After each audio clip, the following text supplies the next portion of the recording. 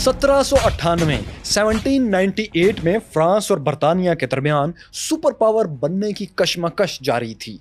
France में 9 बरस पहले इनकलाब की वजह से बादशाहत का खात्मा हो चुका था। इसके बाद बर्तानिया और रूस समेत यूरोप की तमाम बड़ी ताकतें जहां बादशाहत थी वो फ्रांस से हालते जंग में थीं या उसके मुखालफिन को सपोर्ट कर रही थीं। ऐसे में एक फ्रांसीसी कमांडर नेपोलियन बोनापार्ट को दूर की सूझी।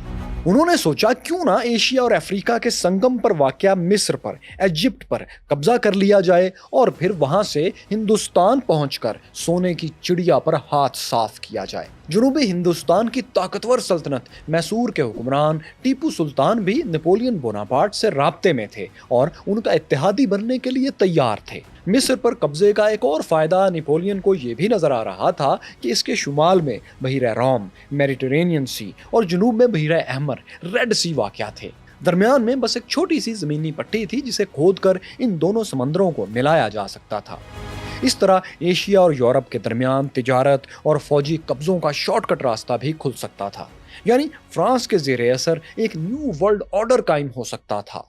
फ्रांस में उस वक्त एक कमजोर सी हुकूमत थी जिसने इस ताकतवर कमांडर नेपोलियन बोनापार्ट को मिस्र में मुहिमजोई की इजाजत दे दी। वो इसके अलावा कर भी क्या सकते थे।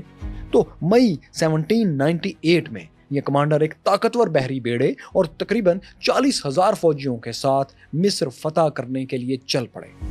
ये मुल्क यानी मिस्र उस वक्त उस्मानी सल्तनत ऑटोमन अंपायर के कंट्रोल में था। उस्मानी तख्त पर खलीफा सलीम III विराजमान थे।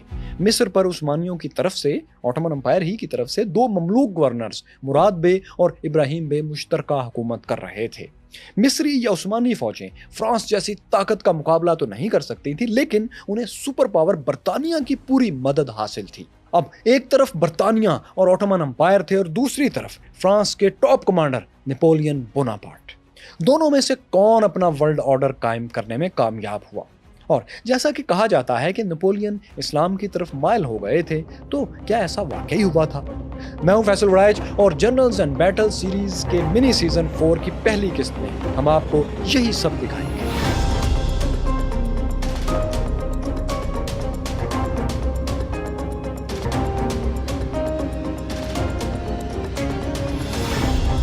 दोस्तों, मिस्र पहुंचने से पहले नेपोलियन को एक बड़ी मुश्किल अबूर करना थी। इस मुश्किल का नाम था होरेशियो नेल्सन। ये ब्रिटिश रॉयल नेवी के वाइस एडमिरल थे और अपने बेड़े के साथ नेपोलियन को मिस्र पहुंचने से रोकने के लिए मिस्री साहिल की निगरानी कर रहे थे। लेकिन नेपोलियन की खुशकिस्मती कि एडमिरल नेल्सन उन्हें ढूंढ नहीं पाए और वो जुलाई 1798 में फ्रेंच बेड़े को लेकर मिस्री बंदरगाह सिकंदरिया या अलेक्जेंड्रिया भी जिसे कहा जाता है वहां पहुंच गए। इस शहर की हिफाजत के लिए थोड़ी सी ममलूक फौज मौजूद थी जिसे शिकस्त देकर शहर पर फ्रांसीसी परचम लहरा दिया गया। अब नेपोलियन की अगली मंजिल मिस्री दारुल हुकूमत काहिरा था। नेपोलियन दरिया नील के किनारे किनारे सफर करते हुए काहिरा की तरफ बढ़ने लगे। फ्रांसीसी फौज ने सिकंदरिया से काहिरा के रास्ते में बहुत से देहात को लूट कर आग लगा दी। एक गांव में तो 900 लोगों को मौत के घाट उतारा गया। इसके बाद उनके बीवी बच्चों को घरों के अंदर ही जिंदा जला दिया गया। फ्रांसीसी फौज के मजालिम की खबरें सुनकर काहिरा के करीबी देहात खाली हो गए। फिर काहिरा में भी साथियों नेपोलियन की खबरों से हालात बहुत खराब हो गए। ज्यादातर आबादी शहर छोड़कर चली गई। गलियों और बाजारों में सन्नाटा छाया हुआ था। मिस्र के दोनों ममलूक हुक्मरान मुराद बे और इब्राहिम बे काहिरा में ही मौजूद थे और फ्रांसीसियों से मुकाबले के लिए फौजें जमा कर रहे थे। लेकिन यह भी कोई मुनज़्ज़म फौज नहीं थी। ज्यादातर सिपाही तो अनट्रेंड गरीब किसान थे जिनके पास हथियारों के नाम पर महज छड़ियां थीं या फसलें काटने के औजार थे, दरांतियां वगैरह इस तरह के औजार। इसके अलावा कुछ कबायली घुड़सवार थे जिनके पास बंदूकें तो थीं, लेकिन मुनज़्ज़म यूरोपीय फौज से मुकाबले का तजुर्बा नहीं था। देखने में ये हाथी और चींटी का मुकाबला था, इस किस्म की कोई चीज थी। लेकिन ममलूकों ने इस बेसरो सामानी के आलम में भी फ्रांसीसी फौज को बहुत परेशान किया। ममलूकों ने सबसे पहले तो काहिरा से 147 किलोमीटर दूर शुबरा खेत के मुकाम पर फ्रेंच फोर्सेस को रोकने की कोशिश की। गवर्नर मुराद बे की कमान में हजारों सिपाहियों ने फ्रांसीसी फौज पर धावा बोल दिया। लेकिन जाहिर है फ्रांसीसी उनसे कहीं ज्यादा ताकतवर थे, सो ये हमला बआसानी पसपा कर दिया गया। इस शिकस्त के बाद ममलूकों ने बराह रास्त जंग के बजाय गैर रवायती तरीकों से लड़ना शुरू किया। وہ اس طرح کہ جولائی کے مہینے کی سخت گرمی میں فرینچ آرمی صحرا میں سفر کر رہی تھی۔ ان کے لیے پانی کا واحد ذریعہ دریائے نیل تھا، جو ان کے راستے کے ساتھ ساتھ ہی بل کھاتا ہوا چل رہا تھا۔ لیکن مملوک سپاہی کشتیوں پر سوار ہو کر دریا کی نگرانی کر رہے تھے۔ جیسے ہی فرانسیسی فوج کا کوئی دستہ پانی کی طرف بڑھتا، وہ اس پر گولیوں کی بارش کر کے اسے بھاگنے پر مجبور کر دیتے۔ اس وجہ سے فرانسیسی فوج کے پاس پانی کی شدید قلت ہو گئی۔ کچھ سپاہی پیاس سے نڈھال ہو کر راستے میں ہلاک بھی ہو گئے۔ کچھ نے تو پیاس اور گرمی سے تنگ آ کر خودکشی تک کر لی۔ بہت سے سپاہی پیاس بجھانے کے لیے پانی کی جگہ کھیتوں سے تربوز توڑ کر جوس پینے لگے۔ لیکن یہ بھی کافی نہیں تھا۔ فرینچ فورسز بہت ڈی مورلائز ہو رہی تھیں ان چھوٹی چھوٹی ایکٹیویٹیز کی وجہ سے۔ لیکن نپولین اپنے فوجیوں کا حوصلہ بڑھا کر انہیں بہت منظم انداز میں آگے بڑھاتے رہے۔ 21 جولائی کو فرینچ آرمی قاہرہ کے قریب ایسی جگہ پہنچ چکی تھی جہاں انہیں دور سے اہرام مصر کی فلک بوس چوٹیاں نظر آ رہی تھیں۔ کہتے ہیں کمانڈر نپولین نے جب اہرام مصر کو دیکھا تو اپنے ساتھیوں سے کہا، وہ دیکھو 40 صدیوں کی تاریخ تمہیں تک رہی ہے۔ یعنی وہ اپنے فوجیوں کو بتا رہے تھے کہ تم کسی بیکار جگہ کو فتح کرنے نہیں، بلکہ ایک تاریخی اہمیت والی جگہ پر قبضہ کرنے کے لیے آئے ہو۔ یہ کوئی معمولی مقام نہیں ہے، یہ وہ اپنی فوج کو بتانا چاہتے تھے۔ اب دوستو، میدان جنگ کا نقشہ کچھ یوں تھا کہ قاہرہ کا دفاع کرنے والی فوج 2 حصوں میں تقسیم تھی۔ پہلی فوج مراد بے کی کمان میں گھوڑ سوار دستوں، کچھ پیدل فوج اور توپ خانے پر مشتمل تھی۔ اس نے دریائے نیل کو عبور کر کے اس کے مغربی سائیڈ پر جہاں فرانسیسی فوج موجود تھی وہاں ایک گاؤں میں پوزیشن لے لی تھی۔ اس پوزیشن میں کہ آگے توپیں کھڑی تھیں اور اس کے پیچھے گھڑ سوار دستے دشمن پر جھپٹنے کے لیے تیار تھے۔ اس فوج کے پیچھے دریائے نیل بہہ رہا تھا، جس کے پار مشرقی کنارے پر یعنی قاہرہ شہر والی سائیڈ پر دوسری مصری فوج ابراہیم بے کی کمان میں موجود تھی۔ اس میں زیادہ تر پیدل فوجی تھے جو دریا کے کنارے کے ساتھ لمبائی میں پوزیشن لیے ہوئے تھے۔ ان کے پاس کشتیاں بھی تھیں۔ یہ فوج وقت پڑنے پر مراد بے کو کمک بھی بھیج سکتی تھی اور دشمن کو دریا پار کرنے سے روک بھی سکتی تھی۔ مراد بے اور ابراہیم بے کی فوجوں کی کل تعداد کم از کم 20,000 تھی، جبکہ نپولین بوناپارٹ کے پاس کم و بیش 25,000 کی فوج تھی۔ کچھ فوج کو وہ سکندریہ میں اور دوسرے مفتوحہ علاقوں کی حفاظت کے لیے وہاں پر چھوڑ آئے تھے۔ تو اب نپولین کی فوج کا مقابلہ پہلے مراد بے کی آرمی سے ہونا تھا جو گاؤں میں پوزیشن لیے ہوئے تھی۔ اس فوج کو شکست دے کر ہی وہ دریائے نیل کو عبور کر کے دشمن کی دوسری فوج پر حملہ آور ہو سکتے تھے۔ نپولین بوناپارٹ نے اپنے فوجی دستوں کو الگ الگ باکسز کی شکل میں کھڑا کر دیا۔ اس فوجی تکنیک کو اسکوئر کہا جاتا تھا۔ ایسے کل 5 باکسز یا 5 اسکوئرز بنائے گئے تھے۔ ہر اسکوئر میں پیدل سپاہیوں کی 6 صفیں تھیں جن کے پاس بندوقیں تھیں اور ان بندوقوں پر لمبی لمبی سنگینیں بھی نصب تھیں۔ ان سنگینوں سے وہ دشمن گھوڑ سواروں کو نقصان پہنچا سکتے تھے۔ پیدل سپاہیوں کی صفوں کے پیچھے اسکوئر کے اندر گھوڑ سوار دستے کھڑے تھے جن کے درمیان میں پھر خوراک اور گولہ بارود کا ذخیرہ محفوظ کر لیا جاتا تھا۔ اسکوئر کے چاروں کونوں پر توپیں نصب تھیں تاکہ دشمن جس سائیڈ سے بھی حملہ آور ہو اس پر بھرپور گولہ باری کی جا سکے۔ ہر اسکوئر اپنی جگہ ایک مکمل فوج تھی جو چاروں طرف سے اپنا دفاع کر سکتی تھی۔ تو اب دوستو، لڑائی کی ابتدا یوں ہوئی کہ مراد بے کی فورسز نے پہلے توپ خانے سے فرانسیسی فوج پر گولے برسائے، پھر کم از کم 6,000 گھوڑ سوار فرانسیسی فوج کی جانب لپکے۔ لیکن ابھی وہ کچھ ہی آگے آئے تھے کہ فرینچ فورسز نے اپنی توپوں کا منہ کھول دیا۔ اسکیئرز کے کونوں پر کھڑی ان توپوں کی رینج مصری توپوں سے کہیں زیادہ تھی۔ اوپر تلے درجنوں گولے مصریوں کی صفوں پر گرے تو ہلچل مچ گئی۔ بہت سے مصری گھوڑ سوار دستے تو پہلے گولوں کے فائر ہوتے ہی بھاگ نکلے۔ کچھ دستے جو اسکیئرز کے زیادہ قریب چلے آئے تھے ان پر پیدل سپاہیوں نے گولیوں کی بارش کر دی۔ کہتے ہیں مصری فوجی یوں گر رہے تھے جیسے درخت سے کھجوریں جھڑتی ہیں۔ مصری کمانڈر مراد بے نے بار بار پینترے بدلے۔ کبھی وہ دشمن کو پیچھے سے گھیرنے کی کوشش کرتے، کبھی ان کے گھوڑ سوار دستے اسکوئرز کے درمیان میں آ جاتے۔ لیکن یہ اسکوئر والی پوزیشن ان کے لیے بالکل نئی تھی، اس سے نمٹنا انہیں آتا ہی نہیں تھا۔ جب وہ دشمن پر عقب سے حملہ کرتے تو اس طرف کھڑے الرٹ فرینچ سولجرز ان پر گولیوں کی بارش کر دیتے۔ جب وہ اسکوئر کے درمیان میں آ جاتے تو ان پر کئی اطراف سے فائرنگ ہونے لگتی۔ دیکھتے ہی دیکھتے گھوڑ سوار دستے بھاری جانی نقصان اٹھا کر پسپا ہو گئے۔ کئی سپاہی گھوڑوں پر یا کشتیوں کے ذریعے دریا پار کر گئے۔ لیکن دوستو، جنگ ابھی ختم نہیں ہوئی تھی۔ جس گاؤں میں مصریوں کی پوزیشن تھی وہاں اب بھی 1500 سپاہی اور بہت سے رضاکار یعنی وہ دیہاتی جنہیں فوج میں بھرتی کر لیا گیا تھا وہ موجود تھے۔ फ्रांसीसी फौज ने इस गांव को चारों तरफ से घेर लिया। अंदर मौजूद सिपाहियों से कहा गया कि वो हथियार डाल दें। मिस्रियों ने हथियार डालने से इनकार कर दिया। इस पर फ्रांसीसी फोर्सेस ने गांव पर चढ़ाई कर दी। ये बिल्कुल एकतरफा अब लड़ाई थी जो हो रही थी। फ्रेंच सिपाहियों ने मिस्री सिपाही, जो कि ज्यादातर तलवारों वगैरह से ही लैस थे, उन्हें संगीनों से और गोलियों से हलाक कर दिया।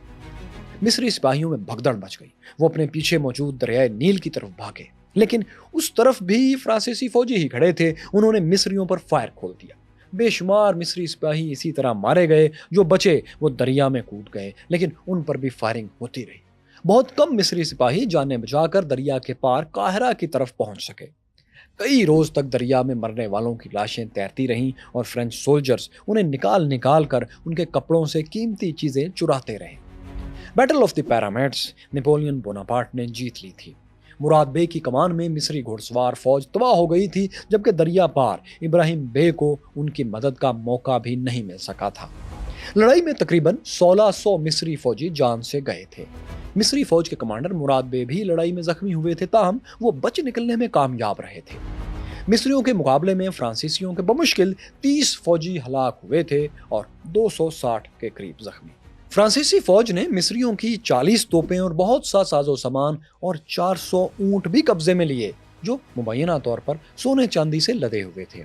ये सोना चांदी गालिबन उन मुकामी अरब सरदारों की मलकियत था जो मुराद बे और इब्राहिम बे के हुक्म पर जंग में शरीक हुए थे। अपने घोड़सवार दस्तों के शिकस्त के बाद दरियाए नील के पार मौजूद पैदल फौज भी फरार हो गई। मिस्र के दोनों गवर्नर्स इब्राहिम और मुराद मिस्र के मशरकी हिस्से में मुख्तलिफ जगहों पर चले गए। वो मुकामी लोगों की मदद से तवील अरसे तक फ्रांसीसियों से अपने तौर पर जंग लड़ते रहे।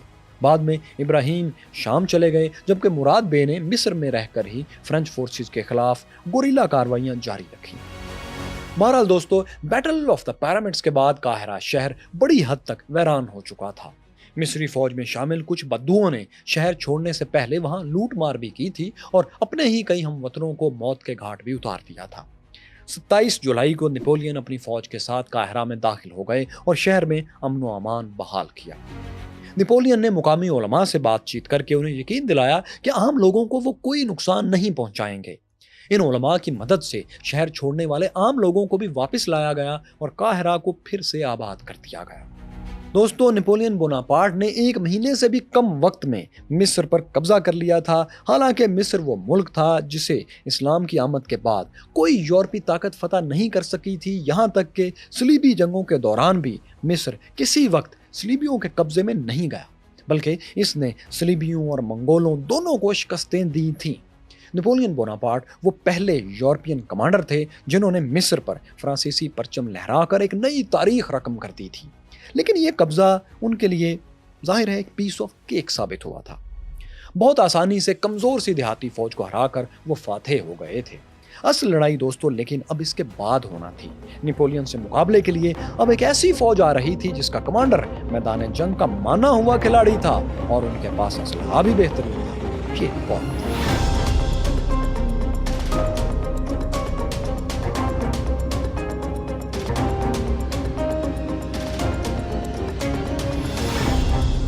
मैक्यूरस फेलोज वीडियो के शुरू में आपने बरतानवी कमांडर वाइस एडमिरल नेल्सन के मुतालिक जाना था। वो फ्रांसीसी बेड़े को सिकंदरिया पहुंचने से नहीं रोक पाए थे, लेकिन वो अपने बेड़े के साथ मिस्र के साहली इलाके में मुसलसल पेट्रोलिंग कर रहे थे और फ्रेंच शिप्स को ढूंढ रहे थे। उनका मकसद इन जहाज़ों को तबाह करके नेपोलियन बोनापार्ट की फ्रांस से सप्लाई लाइन को काटना था। इस सप्लाई लाइन के बगैर नेपोलियन ज्यादा देर मिस्र पर कब्जा बरकरार नहीं रख सकते थे। एडमिरल नेल्सन को इत्तला मिली कि फ्रांसीसी बेड़ा यानी वो जंगी जहाज जो नेपोलियन के साथ मिस्र आए थे वो सिकंदरिया शहर के पास ही खलीज अबू कीर के इलाके में मौजूद हैं। नेल्सन ने फौरन अपने बेड़े को आगे बढ़ाया और 1 अगस्त को दुश्मन तक पहुंच गए। उन्होंने फ्रेंच नेवी पर ऐसा जबरदस्त हमला किया कि दुश्मन को ज्यादा मुजाहमत का मौका ही नहीं मिल सका। इस लड़ाई को दरियाए नील की जंग बैटल ऑफ द नाइल भी कहा जाता है, क्योंकि दरियाए नील खलीज अबू कीर में ही समंदर में गिर जाता है। इस जंग में कम से कम 10 बड़े फ्रेंच नेवल शिप्स और कई छोटे फ्रेंच जहाज तबाह हो गए। इस जंग से फ्रांसीसी बेड़ा नाकारा हो गया और नेपोलियन की सप्लाई लाइन टूट गई। برطانیہ میں اس فتح پر ایک کارٹون بھی شائع ہوا جس میں فرانسیسیوں کو مگرمچھ کے روپ میں دکھایا گیا تھا جنہیں ایڈمرل نیلسن باندھ کر مار رہے تھے۔ کہنے کو تو دوستو نپولین بوناپارٹ اب بھی مصر پر قابض تھے، لیکن دراصل وہ مصر میں محصور ہو چکے تھے اور محاصرہ کرنے والے برٹش کمانڈر تھے۔ وہ ایسے کہ سمندر میں ناکابندی ہونے کی وجہ سے وہ اپنے ملک فرانس سے بھی کوئی مدد نہیں منگوا سکتے تھے مصر کی طرف۔ پھر مصر کی مقامی آبادی بھی اب ان کے خلاف بغاوت کے لیے تیار ہو چکی تھی، کیونکہ عثمانی ترک خلیفہ سلیم III نے فرانس کے خلاف اعلان جہاد کر دیا تھا۔ مصر کے باہر سمندر میں برطانوی بیڑا کھڑا تھا جو ترک فورسز کے ساتھ تھا اور ان کو مصر میں داخل کرنے کی کوششیں کر رہا تھا تاکہ نپولین کو فیصلہ کن شکست دی جا سکے۔ مائی کیورس فیلوز، نپولین بوناپارٹ نے مصری مسلمانوں کو اس دوران خوش رکھنے اور اپنے ساتھ ملانے کے لیے بہت سی ڈیسپریٹ ایفرٹس کی۔ وہ اسلام کے حق میں زور و شور سے بیانات داغنے لگے، ملکی معاملات میں علماء کی مسلسل رائے لینے لگے، مسلمانوں کی مذہبی تقریبات کو سرکاری سطح پر وہ منانے کا دکھاوا کرنے لگے، حتیٰ کہ انہوں نے میلاد النبی کا تہوار منانے کے لیے مسلمانوں کو 300 فرینکس کا فنڈ بھی جاری کیا۔ وہ اس تہوار میں خود بھی شریک ہوئے۔ فرانسیسی توپ خانے نے پیغمبر اسلام محمد صلی اللہ علیہ وسلم کو سلامی بھی پیش کی۔ ان باتوں سے خوش ہو کر کچھ مسلمانوں نے نپولین کو ان کے اصلی نام کے بجائے علی بوناپارٹ کے نام سے پکارنا شروع کر دیا۔ نپولین نے اس ٹائٹل پر کوئی اعتراض نہیں کیا، خاموش رہے۔ اس کے علاوہ نپولین مسلم علماء سے اسلام قبول کرنے کے حوالے سے بھی بات چیت کرنے لگے، بحثیں کرنے لگے۔ فرانسیسیوں نے یہ پروپیگنڈا بھی کیا کہ نپولین مملوکوں سے زیادہ اسلام کی عزت کرتے ہیں۔ اس وجہ سے کچھ مسلمان دوستو آج بھی اس غلط فہمی کا شکار ہو چکے ہیں کہ شاید نپولین مسلمان ہو گئے تھے۔ تاہم ان کے پرائیویٹ سیکرٹری لوئس اینٹونی کے مطابق، ظاہر ہے جو ہر وقت ان کے ساتھ رہتے تھے، ان کے مطابق جو انہوں نے کتاب لکھی اس کے مطابق نپولین کا اسلام سے لگاؤ صرف سیاسی فائدے کے لیے، پولیٹیکل بینیفٹ کے لیے تھا، کیونکہ وہ محصور ہو چکے تھے اور انہیں اندر کے مسلمانوں کی مدد ہر حال میں چاہیے تھی۔ وہ کسی نہ کسی طریقے سے مصری مسلمانوں کی ہمدردیاں حاصل کرنا چاہ رہے تھے۔ لوئس اینٹونی لکھتے ہیں کہ نپولین بوناپارٹ مسلمانوں کی مذہبی رسومات میں صرف ایک تماشائی کی حیثیت سے شریک ہوتے تھے۔ انہوں نے کبھی قرآن پاک کی کوئی ایک آیت بھی یاد نہیں کی، کبھی کسی مسجد میں قدم تک نہیں رکھا۔ مذہب سے متعلق اپنے بیانات پر نجی محفلوں میں وہ خود ہنسا کرتے تھے۔ نپولین بوناپارٹ نے مسلمان علماء سے اسلام قبول کرنے کے حوالے سے جو گفتگو کی تھی، یہ بات چیت محض لطف اٹھانے کے لیے تھی۔ یہ ان کے سیکرٹری لکھ رہے ہیں کہ وہ سنجیدہ ہرگز نہیں تھے۔ وہ جب ایک مسلمان کی طرح بات کرتے تھے یا ایکٹ کرتے تھے تو ایسا محض اس لیے کیا کرتے تھے کیونکہ وہ سمجھتے تھے کہ وہ ایک مسلمان ملک کے فوجی اور سیاسی سربراہ ہیں۔ لیکن اس سب کا دوستو کوئی سیاسی فائدہ بہرحال انہیں نہیں ہوا جیسا فائدہ وہ چاہتے تھے، کیونککہ نپولین بوناپارٹ اسلام سے اپنے ظاہری لگاؤ کے باوجود مصر کے لوگوں کو اپنا فین نہیں کر پائے، گرویدہ نہیں کر پائے۔ اکتوبر 1798 میں جب وہ شہر سے باہر تھے تو قاہرہ میں بڑے پیمانے پر بغاوت ہو گئی۔ اس بغاوت کا مرکز مصر کی مشہور زمانہ تاریخی اسلامی یونیورسٹی جامع الازہر تھی۔ ہزاروں شہریوں نے فرانسیسی فوجیوں پر حملے شروع کر دیے۔ ان حملوں میں کئی فرانسیسی افسر اپنے سپاہیوں کے ساتھ مارے گئے۔ باغیوں نے دکانوں کے باہر رکھے پتھر کے بڑے بڑے بینچ توڑ کر ان پتھروں سے جامع الازہر کے باہر رکاوٹیں کھڑی کر دیں تاکہ فرینچ دشمن اس میں داخل نہ ہو پائیں۔ اس کے علاوہ شہر کے باہر سے بھی بڑے پیمانے پر بدو جو نیزوں اور ایسے ہی دوسرے ہتھیاروں سے لیس تھے، ہزاروں کی تعداد میں شہر کے اندر پہنچ گئے۔ نپولین نے اس بغاوت کو کچلنے کے لیے سخت ایکشن لیا۔ وہ اپنی فوج کے ساتھ قاہرہ پر حملہ آور ہو گئے۔ فرانسیسی فوجیوں نے شہر میں گھس کر اس کے الگ الگ حصوں کے درمیان بنے ہوئے گیٹ توڑ ڈالے کیونکہ یہ فوجی پیش قدمی میں رکاوٹ بن رہے تھے۔ اس کے بعد شہر میں توپیں لائی گئیں۔ جامع الازہر اور اس کے ارد گرد کے علاقوں پر شدید بمباری کی گئی جس سے کئی عمارتوں میں آگ بھڑک اٹھی۔ باغیوں نے گھبرا کر رحم کی اپیلیں شروع کر دیں، لیکن نپولین نے جواب دیا، انتقام کی گھڑی آن پہنچی ہے، یہ تم نے شروع کی تھی، ختم میں کروں گا۔ اس بیان کے بعد بمباری اور شدید ہو گئی۔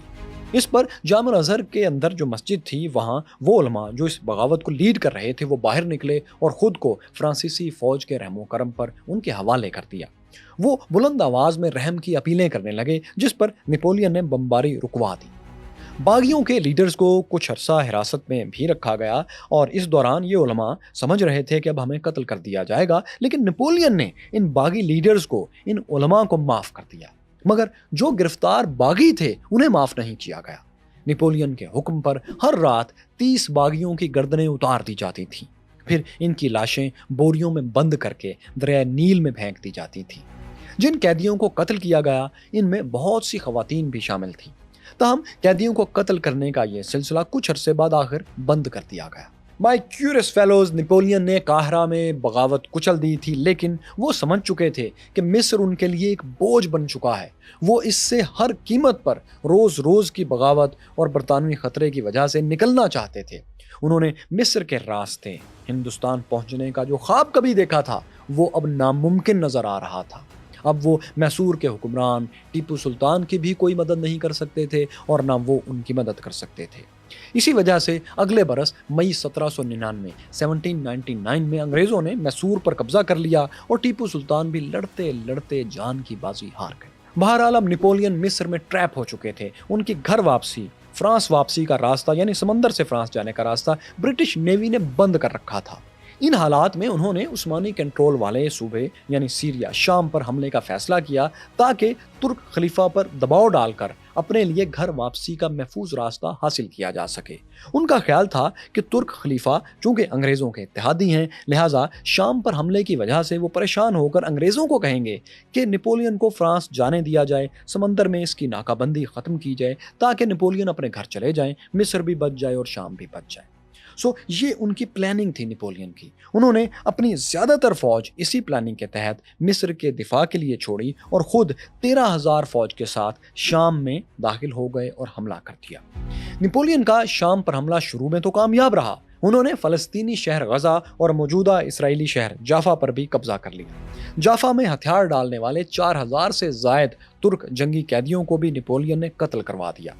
जाफा में नेपोलियन के क़याम के दौरान ताउन की वबा फैल गई, जिससे फ्रांसीसी फौजी भी मरने लगे, मुतासिर होने लगे। कहते हैं कि नेपोलियन अपनी फौज को पुरस्कून रखने के लिए ताउन से मुतासरा फौजियों की इयादत करने के लिए भी चले गए। वो दरअसल ये दिखाना चाहते थे कि वो इस बीमारी से नहीं डरते और ना उनकी फौज को डरना चाहिए क्योंकि उनका कमांडर नहीं डरता। लेकिन दोस्तों, कहा जाता है कि नेपोलियन ने ताउन के मरीजों से कोई मुलाकात नहीं की थी। ये दरअसल एक प्रोपेगेंडा था जो बाद में किया गया। बहरहाल माय क्यूरियस फेलोज, जाफा की फतह के बाद भी नेपोलियन की पेशकदमी जारी रही और उन्होंने कुछ मजीद किले भी वहां पर फतह किए। लेकिन जब वो एक और साहली शहर अका पहुंचे तो वहां तुर्क फौज ने सरेंडर करने से इनकार कर दिया। तुर्क कमांडर अहमद पाशा अल जज़ार की कमान में तुर्कों ने किला बंद होकर फ्रांसीसी फौज का खूब मुकाबला किया। नेपोलियन ने कई बार किले पर कब्जे की कोशिश की, लेकिन बुरी तरह नाकाम रहे। इसकी एक वजह यह थी कि नेपोलियन के पास जो तोपें थीं वो हल्की नौइयत की थीं। इनसे किले की दीवारें नहीं तोड़ी जा सकती थीं। उनकी भारी तोपें मिस्र में थीं। उन्होंने अब यह किया कि मिस्र से भारी तोपें शिप्स पर मंगवाने का फैसला किया। लेकिन जब वो तोपें आ रही थीं तो इनको समंदर में ब्रिटिश नेवी, जिसने मिस्र के बाहर नेपोलियन बोनापार्ट की नाकाबंदी की हुई थी, उन्होंने ये तोपें रोक लीं। कुछ बरतानवी बहरी जहाज अक्का में उस्मानियों की मदद के लिए भी पहुंच गए। ब्रिटिश एडमिरल विलियम सिडनी अपने कुछ दस्तों के साथ शहर में उतर भी गए और कुछ मौकों पर उस्मानी फोर्सेस को उन्होंने लीड भी किया। कहते हैं एक फ्रांसीसी शहरी फेलिपेओकस, जो नेपोलियन का क्लास फेलो भी रह चुका था, वो भी अक्का की उस्मानी फौज में शामिल था। उसके मशवरों ने शहर का दिफा बेहतर बनाने में बहुत अहम किरदार अदा किया। शहर का दिफा इतना जबरदस्त हो गया कि मुसलसल 2 माह की मेहनत के बावजूद नेपोलियन बोनापार्ट शहर फतह नहीं कर सके और आखिर शहर का मुहासरा खत्म करके चले गए। यहाँ से वो तेजी से मिस्र की तरफ बढ़ने लगे।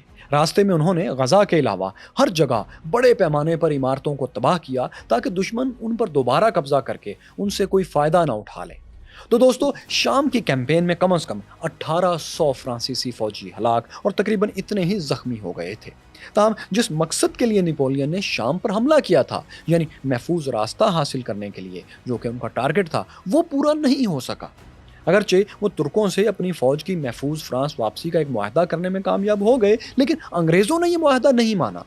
बरतानवी बेड़े ने, जिन्होंने समंदर में नाकाबंदी की हुई थी मिस्र की नेपोलियन के लिए, उन्होंने नाकाबंदी जारी रखी। इसी वजह से शाम से मिस्र का सफ़र नेपोलियन को ज़मीनी रास्ते से करना पड़ा और जाहिर है ये मुहिम एक मुकम्मल तौर पर नाकाम मुहिम थी। उनके शाम से निकलते ही दोस्तों, उस्मानी फौजों ने अपने खोए हुए तमाम इलाके दोबारा फतह कर लिए। अब वो बरतानिया की मदद से, अपने इत्तेहादी की मदद से मिस्र पर नेपोलियन बोनापार्ट की फौज पर हमले की तैयारी करने लगे। जुलाई 1799 में उन्होंने मिस्र के साहिल पर अबू कीर के इलाके में फौज उतार दी और वहां एक किले का कंट्रोल भी संभाल लिया। नेपोलियन भागम भाग यहां पहुंचे और उन्होंने इस किले को फतह कर लिया। इस लड़ाई में हजारों तुर्क फौजी अपने बहरी जहाजों तक पहुंचने की कोशिश में समंदर में डूब गए। बहुत से तुर्कों को जंगी कैदी भी फ्रांसीसियों ने बना लिया, जिनमें उस्मानी कमांडर मुस्तफा पाशा भी शामिल थे। लेकिन माय क्यूरियस फेलोज, अबू कीर की लड़ाई मिस्र में नेपोलियन की आखिरी फतह थी। वो जल्द अज जल्द अब अपने तौर पर भी फ्रांस लौटना चाह रहे थे, क्योंकि वहां सियासी हालात खराब हो रहे थे। कमांडर नेपोलियन को लगता था कि वो अब फ्रांस में हुकूमत पर कब्जा करके फ्रांस के नए हुक्मरान बन सकते हैं। आप जान चुके हैं कि फ्रांस में उस वक्त नेपोलियन बोनापार्ट शहंशाह नहीं बने थे, लेकिन वहां की पावर स्ट्रगल में नेपोलियन बोनापार्ट सबसे अहम खिलाड़ी थे। फ्रांस की हुकूमत हासिल करने के लिए उन्होंने मिस्र को कुर्बान करने का फैसला कर लिया। अबू कीर की फतह के अगले माह अगस्त में नेपोलियन बोनापार्ट ने अपनी जगह जनरल क्लेबर को मिस्र में फौज का कमांडर मुकर्रर कर दिया। इसके बाद वो अपने फौजियों को बताए बगैर खामोशी से एक बहरी जहाज में बैठे और फ्रांस रवाना हो गए। रास्ते भर में किसी ब्रिटिश शिप ने उन्हें नहीं रोका, हालांकि बरतानिया ने मिस्र की नाकाबंदी कर रखी थी। अब ये महज इत्तेफाक था या किसी ने जानबूझकर नेपोलियन को फरार का रास्ता दिया, ये बात गैर वाज़ेह है। या हो सकता है नेपोलियन ने ऐसा कामयाबी से रास्ता निकाल लिया कि वो बरतानवी फौज की नाकाबंदी से नजरें चुरा कर पहुंच गए। बहरहाल नेपोलियन किसी न किसी तरह फ्रांस पहुंच गए। नवंबर 1799 में उन्होंने पेरिस में हुकूमत का तख्ता उलटकर अब हुकूमत अपने हाथ में ले ली। लेकिन वो फ्रांस के हुक्मरान बनकर भी मिस्र में अपनी फौज की कोई मदद नहीं कर सके। नेपोलियन की फ्रांस में वापसी के बाद भी उनकी फौज अगले तकरीबन 2 बरस तक मिस्र में ही मैसूर रही और उसके खिलाफ मिस्रियों की बगावतों का सिलसिला तेज से तेज तर ही हुआ। एक ऐसे ही वाक़े में 14 जून 1800 के रोज मिस्र में एक तालिब-ए-इल्म सुलेमान उल हलबी ने फ्रांसीसी जनरल क्लेबर को खंजर के वार करके कत्ल कर दिया। कातिल को गिरफ्तार कर लिया गया और चंद रोज बाद काहिरा के एक चौक में बेदर्दी से मौत के घाट भी उतार दिया गया। लेकिन अब मिस्र में फ्रांसीसियों के कदम उखड़ चुके थे। जनरल क्लेबर की जगह जिन नए कमांडर्स ने जगह ली, वो भी फौज के उखड़े हुए कदम जमा नहीं पाए। फिर यह हुआ कि फ्रांसीसियों के ताकतवर दुश्मन यानी बरतानिया ने 21 मार्च 1801 में सिकंदरिया शहर के करीब एक जमीनी जंग में फ्रेंच आर्मी को शिकस्त दे दी। फ्रेंच आर्मी शहर के अंदर किले में बंद हो गई। बरतानवी फौज ने इस किले के गिर्द घेरा डाल लिया और इसके साथ ही उस्मानी और बरतानवी फौजें पूरे मिस्र में भी फैल गईं। जून में काहिरा को भी फ्रांसीसी कब्जे से आज़ाद करवा लिया गया।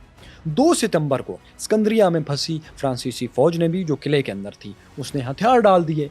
यूं मिस्र में नेपोलियन बोनापार्ट की पूरी कैंपेन एक शर्मनाक शिकस्त पर खत्म हुई।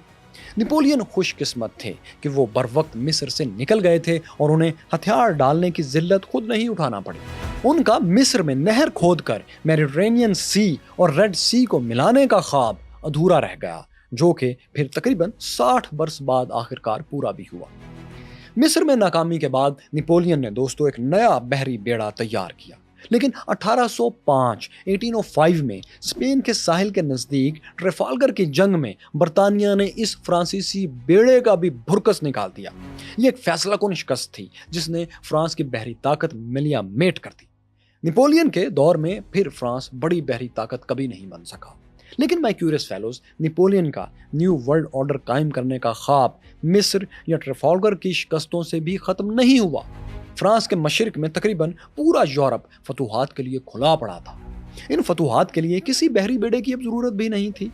हर जगह जमीनी रास्ते से पहुंचा जा सकता था। चुनाचे नेपोलियन ने समझ लिया कि अगर न्यू वर्ल्ड ऑर्डर लाना है तो उसका रास्ता पानी से ना सही, मिस्र से ना सही, यूरोप से निकलेगा। चुनाचे उन्होंने यूरोप को ही फतह करने का फैसला किया। फ्रांस के हमसाए में ऑस्ट्रियन अंपायर मौजूद थी, जो कि यूरोप की एक बहुत बड़ी ताकत हुआ करती थी। नेपोलियन बोनापार्ट, जो कि अब शहंशाह फ्रांस बन चुके थे, उन्होंने ऑस्ट्रिया के खिलाफ महाज खोल लिए।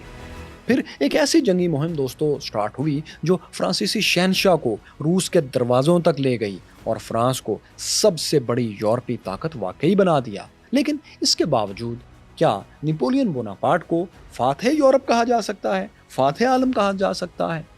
न्यू वर्ल्ड ऑर्डर का ख्वाब लेकर जब नेपोलियन बोनापार्ट स्पेन पहुंचे तो क्या हुआ? انگریزوں نے یورپ میں ابھرتے ہوئے اس سب سے بڑے خطرے کا مقابلہ کیسے کیا، یہ سب آپ کو دکھائیں گے، لیکن اگلی قسط میں۔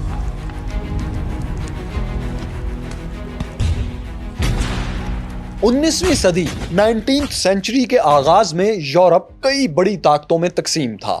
برطانیہ، فرانس، جرمن ریاست Prussia, Austria Hungary, Ottoman Empire اور روس یورپ کی بڑی بڑی طاقتیں تھیں۔ انقلاب فرانس کے بعد سے یورپی طاقتوں نے فرانس پر جنگ مسلط کر رکھی تھی۔ فرانس کے خلاف آئے روز یورپی اتحاد بنتے اور بگڑتے رہتے تھے۔ 1804 میں جب نیپولین فرانس کے شہنشاہ بنے تو ان کی نظریں یورپ کے جن علاقوں پر تھیں ان میں اٹلی، جرمنی، کروشیا اور پولینڈ کے کئی حصے شامل تھے۔ اٹلی اور جرمنی میں کچھ علاقے تو انہوں نے فتح کر بھی لیے، لیکن باقی علاقوں کے لیے انہیں آسٹریا اور پروشیا سے جنگ کرنا تھی، کیونکہ یہ علاقے زیادہ تر انہی دو امپائرز کے کنٹرول میں تھے۔ خاص طور پر آسٹریا جرمنی کے زیادہ علاقوں کو کنٹرول کرتا تھا۔ یہ علاقے ماضی میں ہولی رومن امپائر کا حصہ رہے تھے۔ اسی وجہ سے آسٹریا کے حکمران فرانسس ہولی رومن ایمپرر کہلاتے تھے۔ انہیں روس اور برطانیہ کی فوجی مدد بھی حاصل تھی۔ ان تینوں ممالک نے مل کر ایک نیا اتحاد بنا لیا، یعنی آسٹریا نے، برطانیہ اور روس نے۔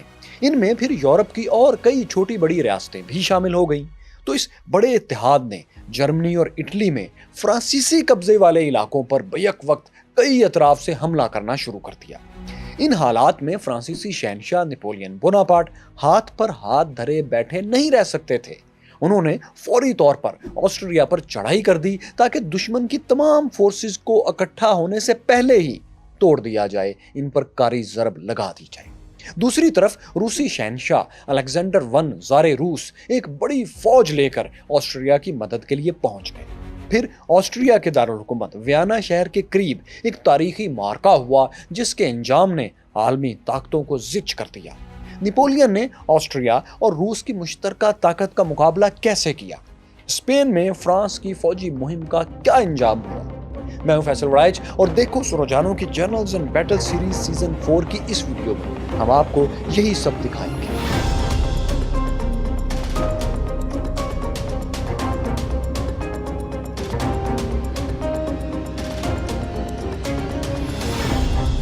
ویانا سے 550 کلومیٹر دور ایک جرمن شہر اولم ہے۔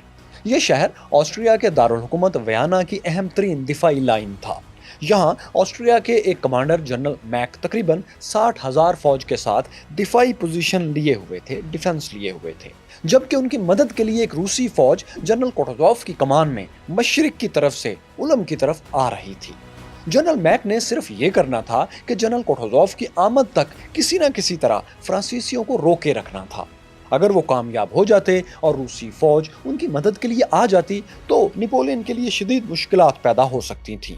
نیپولین نے اکتوبر 1805 میں اولم پر حملہ کر دیا۔ شہر کے ارد گرد آسٹرین اور فرانسیسی فوجوں میں شدید جھڑپیں ہوئیں۔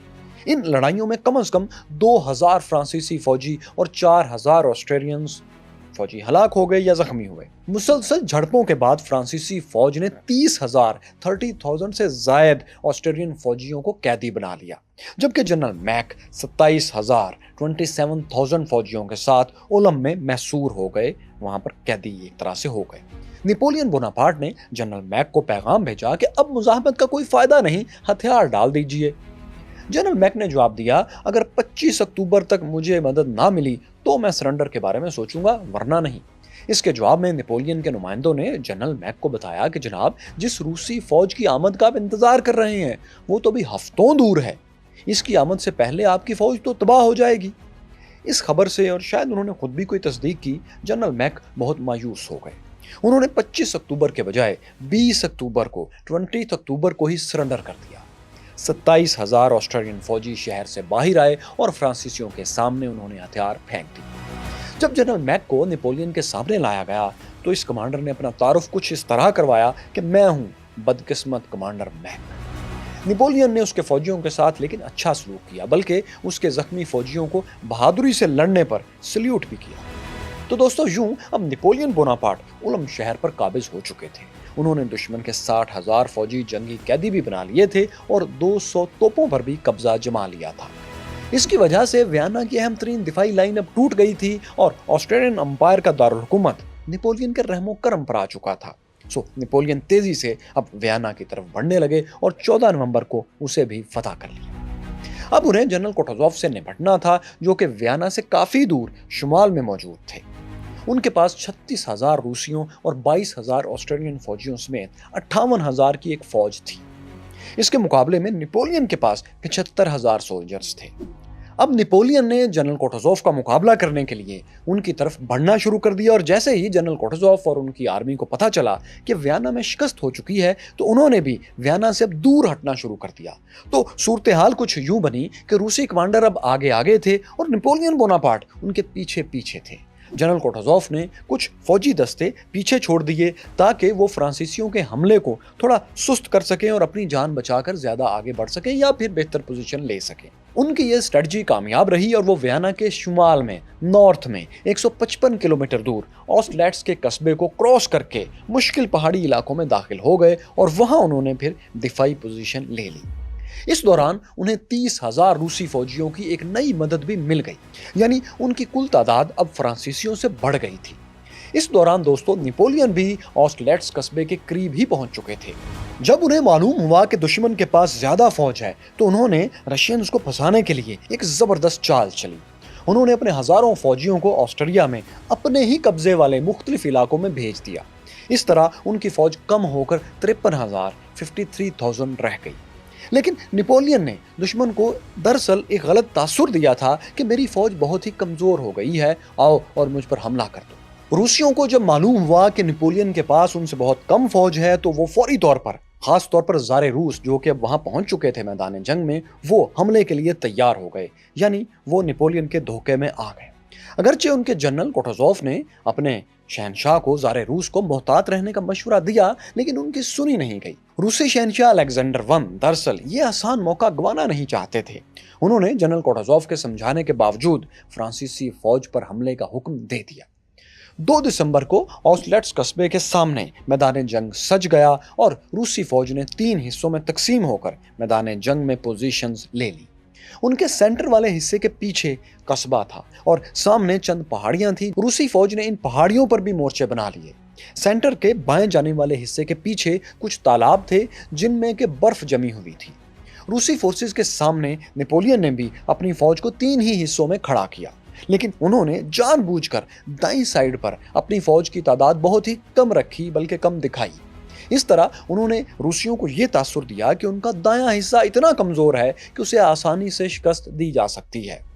نیپولین کو یقین تھا کہ روسی اس دھوکے میں بھی آ جائیں گے اور اپنی زیادہ فورس کو اس دائیں حصے کی تباہی کے لیے بھیج دیں گے۔ اس طرح روسیوں کا سینٹر والا حصہ کمزور ہو جائے گا، پھر فرانسیسی فوج اس کمزور رشین سینٹر والے حصے پر حملہ کر کے اسے آسانی سے شکست دے دے گی۔ جب سینٹر کو شکست ہو جائے گی تو ان کے دائیں بائیں کھڑے روسی اور آسٹریلین دستے یعنی اتحادی فورسز بھی بھاگنا شروع کر دیں گی۔ نیپولین نے ایک اور انتظام یہ کیا تھا کہ اپنے پیچھے ویانا سے ایک فرانسیسی فوج خفیہ طور پر بلا لی تھی۔ اس فوج کی ٹائمنگ اس طرح سیٹ کی گئی تھی کہ جیسے ہی جنگ شروع ہو یہ فورس دائیں سائیڈ کو یعنی جس حصے کو نیپولین نے جان بوجھ کر کمزور کر رکھا تھا اسے جوائن کر لے۔ اس طرح روسی حملہ شروع ہونے کے بعد فرانسیسی فوج کا دایاں حصہ پھر سے مضبوط ہو جانا تھا۔ تو اس پلاننگ کے ساتھ یہ آمنے سامنے کی صف بندی ہو گئی۔ یہاں دوستو یہ بات جان لیں کہ جنگ کے موقع پر نیپولین کے علاوہ رشین شہنشاہ الیگزینڈر اور آسٹریلین شہنشاہ فرانسس بھی موجود تھے۔ اسی لیے اس جنگ کو 3 شہنشاہوں کی جنگ بھی کہا جاتا ہے، The Battle of the Three Emperors۔ دوستو نیپولین نے لڑائی سے پہلے اپنے سپاہیوں کو ایک پیغام بھی پہنچایا۔ انہوں نے کہا اگر تم دشمن کی صفیں الٹ دو گے تو میں دشمن کی فائرنگ رینج سے لڑائی سے دور رہ کر کمان کروں گا، لیکن اگر ایک لمحے کے لیے بھی مجھے ایسا لگا کہ فتح مشکل ہے تو تم دیکھو گے کہ تمہارا شہنشاہ اگلی صفوں میں لڑ رہا ہے۔ انہوں نے یہ حکم بھی جاری کیا کہ کوئی بھی جوان زخمیوں کو منتقل کرنے کے بہانے اپنی صفیں نہیں چھوڑے گا۔ ہر سپاہی کو معلوم ہونا چاہیے کہ انگلینڈ یعنی برطانیہ کے ان کرائے کے فوجیوں پر فتح پانا بہت ضروری ہے جو ہماری قوم سے نفرت کرتے ہیں۔ برطانیہ کے کرائے کے فوجیوں سے نیپولین کی مراد یہی اتحادی ممالک تھے جن سے وہ جنگ کر رہے تھے۔ وہ انہیں اس لیے کرائے کے فوجی کہتے تھے کہ برطانیہ ان میں سب سے امیر ملک ہے اور وہ یہ سمجھتے تھے کہ یہ تمام ممالک برطانیہ کی مدد کے بغیر لڑ ہی نہیں سکتے۔ नेपोलियन का ये पैगाम तमाम फौजी यूनिट्स को पढ़कर सुना दिया गया। सिपाहियों में नया जोश और जज्बा पैदा हो गया। वो अपने शहनशाह की खुशनुदी के लिए कट मरने पर तैयार हो गए। तो इस नए जोश और सफबंदी के साथ फ्रांसीसी फौज ने अब जंग शुरू की। लड़ाई का आगाज सुबह 7 बजे हुआ, जब फिजा में अभी शदीद धुंध फैली हुई थी। पहले इत्तेहादियों ने यानी रशियन ऑस्ट्रियन अफवाज के तोपखाने ने फ्रांसीसी फौज की सफ़ों पर शदीद बमबारी शुरू कर दी। इसके बाद बंदूकों और संगीनों से लैस इत्तेहादी फौजियों ने धुंध में पेशकदमी करते हुए फ्रांसीसी फौज के कमजोर दाएं बाजू पर भरपूर हमला किया। उन्हें यकीन था कि वो जल्द ही फ्रेंच फोर्स का तिया पांचा कर देंगे, लेकिन हुआ ये कि इस दौरान वो फ्रांसीसी फौज पहुंच गई जिसे वियना से खुफिया तौर पर बुलाया गया था। इस फौज की आमद से नेपोलियन का दायां बाजू फिर से ताकतवर हो गया। नेपोलियन के बाएं तरफ भी दोनों फौजों में जंग शुरू हो गई, लेकिन रूसी फौज का सेंटर आगे नहीं बढ़ रहा था, क्योंकि उसके ज्यादा फौजी फ्रांसीसी फोर्सेस के दाएं बाजू की तरफ जा चुके थे। इसलिए सेंटर वाली इत्तेहादी फौज सिर्फ दिफाई पोजीशन लिए हुए थी और इसमें हमले की ताकत भी नहीं रही थी, जबकि उनके सामने खड़ी फ्रांसीसी फौज तादाद में उनसे कहीं ज्यादा थी। नेपोलियन को सिर्फ धुंध छटने का इंतजार था। जैसे ही धुंध छटी, उन्होंने अपने सेंटर वाली फोर्स को आगे बढ़ाया और कमजोर इत्तेहादी रशियन सेंटर पर भरपूर हमला कर दिया। फ्रांसीसी फौज ने पहले पहाड़ियों पर कब्जा किया, फिर सेंटर वाली फौज को भी पसपा कर दिया। सेंटर को पसपा होते देखकर दाएं और बाएं साइड वाली इत्तेहादी फौज भी भाग निकली, लेकिन इत्तेहादियों का वो हिस्सा जो नेपोलियन के दाएं तरफ मौजूद था, उसे पीछे हटने के लिए बर्फ के तालाबों को अबूर करना था। जब ये फौजी भागते हुए उस बर्फ पर से गुजरने लगे तो फ्रांसीसी तोपखाने ने उन पर तालाबों में भी बमबारी शुरू कर दी। ऊपर तले कई गोले तालाब की जमी बर्फ पर गिरे तो बर्फ टूट गई। दर्जनों इत्तेहादी फौजी इन तालाबों को पार करने की कोशिश में इनके ठंडे पानी में गिरे और डूब गए। उनके साथ ही बहुत सी तोपें और घोड़े भी पानी में गर्क हो गए। अलबत्ता फिर भी खासी बड़ी तादाद में फौजी किसी न किसी तरह इन तालाबों को पार कर गए। इस जंग में कुल मिलाकर 15,000 रूसी और ऑस्ट्रियन फौजी हलाक या जख्मी हुए, जबकि 11,000 को गिरफ्तार कर लिया गया। इसके मुकाबले में नेपोलियन की फौज ने सिर्फ 9,000 जानें गंवाई। ऑस्लिट्स की जंग नेपोलियन बोनापार्ट ने अपनी मास्टर स्ट्रेटजी से जीत ली थी। ये एक फैसलाकुन जीत थी। फ्रांस के खिलाफ जो फौजी इत्तेहाद बना था वो वक्ती तौर पर बुरी तरह मुंतशिर हो गया। जंग के बाद वियना के मशरिक में 80 किलोमीटर दूर प्रेसबर्ग शहर, जो कि अब स्लोवाकिया का हिस्सा है, वहां एक मुआहदे पर दस्तखत हुए। ये मुआहदा नेपोलियन बोनापार्ट और ऑस्ट्रियन शहनशाह फ्रांसिस II के दरमियान तय पाया। इस मुआहदे के तहत ऑस्ट्रिया ने फ्रांस के खिलाफ फौजी इत्तेहाद से अलहदगी इख्तियार कर ली। इटली के शहर वीनस समेत कई इलाके जो ऑस्ट्रिया के पास थे वो भी फ्रेंच एम्पायर और उसके ज़ेरे कंट्रोल रियासतों को दे दिए गए। नेपोलियन ने 4 करोड़ फ्रैंक्स का जंगी तावान भी ऑस्ट्रिया के जिम्मे लगाया, जो उसने अदा करने का वादा कर लिया। नेपोलियन ने फ्रांसिस II को इस बात पर भी मजबूर कर दिया कि वो हॉली रोमन एम्परर के टाइटल से दस्तबरदार हो जाएं। 6 अगस्त 1806 को शहनशाह ने यह टाइटल छोड़ दिया। अब वो सिर्फ फ्रांसिस I के नाम से ऑस्ट्रियन अम्पायर के हुक्मरान रह गए। यूं यूरोप की कदीम तरीन हॉली रोमन अम्पायर, जो कि अब अलामती तौर पर ही कायम थी, वो भी अपने इंजाम को पहुंच गई, खत्म हो गई। इस सब के बदले में नेपोलियन ने ऑस्ट्रिया का दारुल हुकूमत वियना उन्हें वापस कर दिया। ऑस्लेट्स की फतह ने नेपोलियन के फ्रांस को यूरोप की सबसे बड़ी ताकत बना दिया था। तमाम मर्क्यूरिस फेलोज प्रेसबर्ग मुआहदे के बाद भी लॉन्ग टर्म में ऑस्ट्रिया और दीगर यूरोपीय ताकतों से फ्रांस की जंग खत्म नहीं हुई। ये चंद बरस के वक्फे के बाद दोबारा शुरू हो जाती थी। 1809 में एक बार फिर नेपोलियन ने वियना को फतह किया और एक बार फिर मुआहदे के तहत ऑस्ट्रिया को इसे वापस भी किया गया। 1805 से 1812 तक, 1805 से 1812 तक, यानी तकरीबन 7 साल तक नेपोलियन ने बहुत सी फतूहात हासिल की। 1812 में सूरत हाल दोस्तों ये थी कि Germany, Italy, Netherlands, Belgium, Luxembourg, Switzerland, Spain और पोलैंड का बड़ा हिस्सा फ्रांस के कब्जे में आ चुका था। ये तमाम इलाके या तो बराह रास्त फ्रेंच एम्पायर का हिस्सा थे या फिर वहां पर फ्रांस के मातहत कठपुतली पपेट गवर्नमेंट्स कायम हो चुकी थी। नेपोलियन ने इनमें से कई रियासतें अपने भाइयों और रिश्तेदारों में बांट दी। उनके एक भाई जोसेफ बोनापार्ट स्पेन के बादशाह बन गए।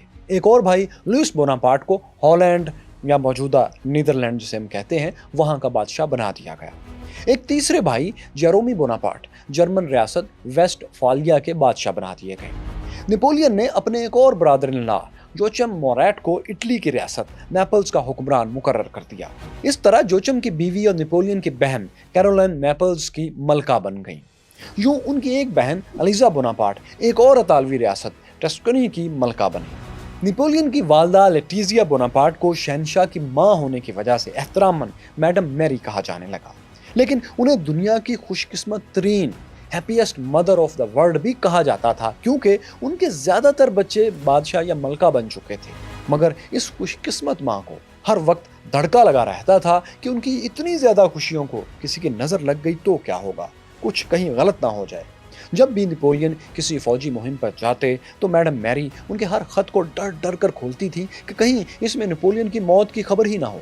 پھر یہ ہوا دوستوں کہ ان کی خوشیاں واقعی غم میں بدلنے لگیں۔ ان کی آنکھوں کے سامنے بوناپارٹ فیملی جو عروج پہ گئی تھی وہ زوال کا شکار ہونے لگی، فرینچ امپائر بکھرنے لگی۔ اس زوال کی بہت سی وجوہات میں سے ایک وجہ یہ تھی کہ نپولین کے بہن بھائیوں میں سے کوئی بھی ان کی طرح کرزمیٹک اور قابل لیڈر نہیں تھا۔ یہ لوگ اپنے زیر کنٹرول علاقوں میں امن قائم کرنے ہی میں ناکام رہے۔ ان کے خلاف بغاوتیں ہونے لگیں۔ خاص طور پر جوزف بوناپارٹ جنہیں اسپین کا حکمران بنایا گیا تھا وہ بری طرح ناکام ثابت ہوئے۔ اسپین میں ان کے خلاف بڑے پیمانے پر بغاوت ہوئی۔ باغیوں نے برطانیہ کی مدد سے اسپین کو فرانس سے چھیننا شروع کر دیا۔ چند برس تک باغیوں اور فرانسیسی فوج میں لڑائیاں ہوتی رہیں۔ کچھ عرصے بعد برطانوی فوج بھی British commander duke of Wellington کی کمان میں اسپین میں داخل ہو گئی۔ 1814 میں اسپین کو فرانسیسی قبضے سے مکمل طور پر آزاد کروا لیا گیا۔ نپولین بھی اپنے بھائی جوزف بوناپارٹ کی کوئی مدد نہ کر سکے، کیونکہ اسپین کی آزادی سے کچھ پہلے نپولین نے روس کے خلاف بھی ایک فوجی مہم شروع کر لی تھی۔ ایک ایسی فوجی مہم جو فرانسیسی فوجیوں کو ان رشین برفزاروں میں لے گئی جہاں سے کبھی کوئی لشکر صحیح سلامت آج تک تو واپس نہیں آیا تھا۔ تو اس برف کے جہنم میں نپولین اور فرینچ آرمی پر کیا بھی تھی؟ پھر ایسا کیا ہوا کہ فرانسیسی فوجیوں نے نپولین بوناپارٹ پر ہی بندوقیں تان لیں؟ یہ سب دوستوں آپ کو دکھائیں گے، لیکن اگلی قسط۔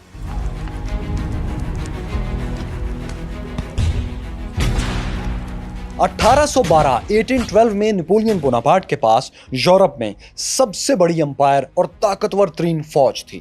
اس فوج کے ساتھ وہ روس پر حملہ کرنے کی تیاری کر رہے تھے۔ اس حملے کی وجہ تھی نپولین کا بنایا ہوا کانٹیننٹل سسٹم۔ یہ سسٹم اس لیے بنایا گیا تھا کیونکہ برٹش نیوی نے اٹلانٹک اوشن سے لے کر میڈیٹرینین سی تک فرانس اور اس کے مقبوضہ علاقوں کی سمندری ناکہ بندی کر رکھی تھی۔ اس ناکہ بندی کے جواب میں نپولین نے کانٹیننٹل سسٹم بنایا تھا جس کے تحت تمام یورپی ممالک کو برطانیہ کے ساتھ تجارت سے روک دیا گیا تھا، یعنی برطانیہ کا تجارتی بائیکاٹ کر دیا گیا تھا۔ حتیٰ کہ روس بھی نپولین کے دباؤ میں اس سسٹم میں شامل ہو چکا تھا۔ لیکن چند برس کے اندر ہی روس اور فرانس میں اس سسٹم پر کچھ مسائل کی وجہ سے شدید اختلافات پیدا ہو گئے۔ جو مسائل تھے ان میں پہلا اور بڑا مسئلہ تو یہ تھا کہ برطانیہ کے ساتھ تجارت نہ ہونے کی وجہ سے روسی تاجروں کا بہت زیادہ نقصان ہو رہا تھا۔ دوسرا مسئلہ یہ تھا کہ نپولین نے ایک وعدہ خلافی کر دی تھی۔ نپولین نے زار روس یعنی شہنشاہ الیگزینڈر ون سے یہ وعدہ کیا تھا کہ وہ عثمانی سلطنت کے دارالحکومت قسطنطنیہ یعنی آج کے استنبول پر قبضے میں روس کی مدد کریں گے۔ آپ جانتے ہیں دوستوں کہ قسطنطنیہ وہ مقام ہے جو روس کے سمندر بلیک سی کو میڈیٹرینین یعنی بحیرہ روم سے ملاتا ہے۔ اس وجہ سے روس کے لیے اس شہر پر قبضہ بہت اہمیت کا حامل تھا۔ نپولین نے روس کی مدد کا وعدہ تو کر لیا تھا، لیکن اب یہ وعدہ پورا نہیں ہو رہا تھا، کیونکہ نپولین کو خدشہ تھا کہ کہیں روس بھی بحیرہ روم میں ان کے لیے رائل نیوی جیسی یعنی برٹش نیوی جیسی بڑی نیوی بنا کر ایک خطرہ نہ ثابت ہو جائے۔ تو قسطنطنیہ والے معاملے پر وعدہ خلافی اور تجارت میں نقصان پر زار روس نپولین سے ناراض ہو چکے تھے۔ انہوں نے کانٹیننٹل سسٹم سے الگ ہو کر برطانیہ سے تجارت شروع کر دی تھی، یعنی انہوں نے بائیکاٹ ختم کر دیا۔ اس کے جواب میں نپولین نے روس پر چڑھائی کر دی، لیکن وہ روس کو فتح دراصل نہیں کرنا چاہتے تھے، بلکہ صرف زار روس پر دباؤ ڈال کر انہیں سسٹم میں واپس لانا چاہتے تھے۔ لیکن کیا نپولین روس جیسی بڑی طاقت کو جھکانے میں کامیاب ہوئے؟ اور آخر ایسا کیا تھا کہ ایک دن فرانسیسیوں نے نپولین بوناپارٹ پر ہی بندوقیں تان لی؟ میں فیصل وڑائچ اور دیکھو سنو جانو کی اس ویڈیو میں ہم آپ کو یہی سب دکھائیں گے۔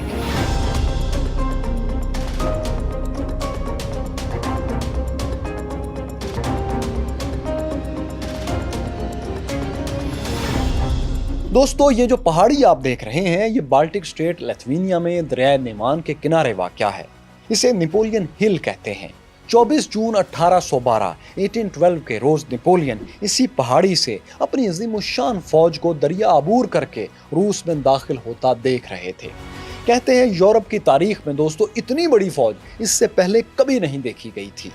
4,50,000 जवानों की इस फौज में 80,000 घोड़सवार, 3,70,000 पैदल और 1,400 तोपें शामिल थी। इसके मुकाबले में रूसियों के पास महज 2,20,220 फौजी थे। इनमें 40,000 घोड़सवार थे, 1,80,000 पैदल और 800 तोपें थी। इस तादाद में गो के बाद में इजाफा भी हुआ, लेकिन 24 जून के रोज फौजों की यही तादाद थी। My curious fellows, on paper French army रूसियों से बहुत ज्यादा ताकतवर थी, लेकिन हकीकत थोड़ी सी मुख्तलिफ थी। नेपोलियन की फौज में आधे जवान फ्रेंच थे, लेकिन बाकी आधे फ्रेंच नहीं थे, बल्कि फ्रेंच एम्पायर के मुख्तलिफ हिस्सों से भर्ती किए हुए लोग थे, नॉन फ्रेंच थे। इनकी लॉयल्टी भी मशकूक थी। फिर फ्रेंच फौजियों में भी बड़ी तादाद उन जवानों की थी जिन्हें जंग का कोई तजुर्बा नहीं था, बल्कि इनमें से कई तो पहली बार जंग पर जा रहे थे। वो मुश्किलात के आदी नहीं थे। इनके मुकाबले में वैसे तो रूसी फौज की अक्सरियत भी नातजुर्बाकार मजदूरों और किसानों पर मुश्तमिल थी, लेकिन फ्रांसीसी फौजियों के मुकाबले में उन्हें एक एज बहरहाल हासिल था। वो ये कि मजदूर और किसान सख्त मुशक्कत के आदी थे और वो अपनी सरजमीन में थे। फिर मौसम गर्मा में आसमान आग बरसाए या सर्द मौसम में बर्फबारी की इंतहा हो जाए, ये लोग हर मौसम में सरवाइव करना पहले ही जानते थे। इसलिए अपनी सरजमीन पर नातजुर्बाकार दुश्मन से लड़ना इन सख्त जान रूसियों के लिए निस्बतन आसान था। अब रूस में फ्रांसीसी फौज की, नेपोलियन की फौज की कामयाबी अगर किसी चीज पर टिकी थी तो वो दो बातें थी। एक तो ये कि उनकी तादाद ज्यादा है, और दूसरी उनका कमांडर नेपोलियन बोनापार्ट जबरदस्त जंगी तजर्बे वाला कमांडर है, वो कभी हारता नहीं, ये मशहूर हो चुका था। लेकिन दोस्तों नेपोलियन बोनापार्ट जैसे बेहतरीन कमांडर से भी एक गलती हो चुकी थी। वो ये कि उन्होंने रूस पर हमले के लिए बाकायदा तफसीली प्लानिंग नहीं की थी। उनका असल मंसूबा ये था कि वो अगर रूसी सरहदों पर इतनी बड़ी फौज लेकर आ गए तो ज़ारे रूस घबरा कर सुलह कर लेंगे, यानी कॉन्टिनेंटल सिस्टम में वापस आ जाएंगे, बरतानिया से तिजारत बंद कर देंगे। इसलिए वो अपनी फौज के साथ दरिया नेमान के किनारे पर रुक गए थे। आगे जंग लड़ने की तफसीली प्लानिंग अब तक उन्होंने नहीं की थी। ये दरिया नेमान दोस्तों रूसी और फ्रांसीसी एम्पायर के दरमियान सरहद का काम करता था। दरिया की एक तरफ लिथुआनिया था और दूसरी तरफ पोलैंड। नेपोलियन अपनी फौज के साथ पोलैंड में मौजूद थे क्योंकि ये वो इलाका था जिस पर इनकी हुकूमत थी। नेपोलियन को ज़ारे रूस की तरफ से सुलह के पैगाम का इंतजार था, लेकिन जब ऐसा कोई पैगाम नहीं आया तो उन्होंने 24 जून को दरिया अबूर करके रूसी इलाकों पर धावा बोल दिया। उनका ख्याल था कि वो ज़्यादा से ज़्यादा 50 मील तक रूस में पेशकदमी करेंगे तो रूसी हुक्मरान भागते भागते सुलह करने के लिए आ जाएंगे। लेकिन ज़ारे रूस ने दोस्तों उन्हें बहुत मायूस किया। सुलह का कोई पैगाम उनके लिए नहीं आया। अब ये नेपोलियन के लिए भी एक अना का मसला बन गया कि वो ज़ार को झुका कर ही वापस जाएंगे। चुनाचे वो रूस में आगे ही आगे बढ़ते चले गए। उन्हें अंदाज़ा ही नहीं हुआ कि ज़ारे रूस और उनके कमांडर जानबूझकर उन्हें पेशकदमी का मौका दे रहे हैं। वो फ्रेंच आर्मी को रूस में इतना अंदर लेकर आना चाहते थे कि वापसी ही मुमकिन न रहे। नेपोलियन जैसा मंजा हुआ कमांडर भी उनके जाल में फंसता चला गया। ये एक अजीम फौज के एक अजीम कमांडर की तबाही का आगाज था।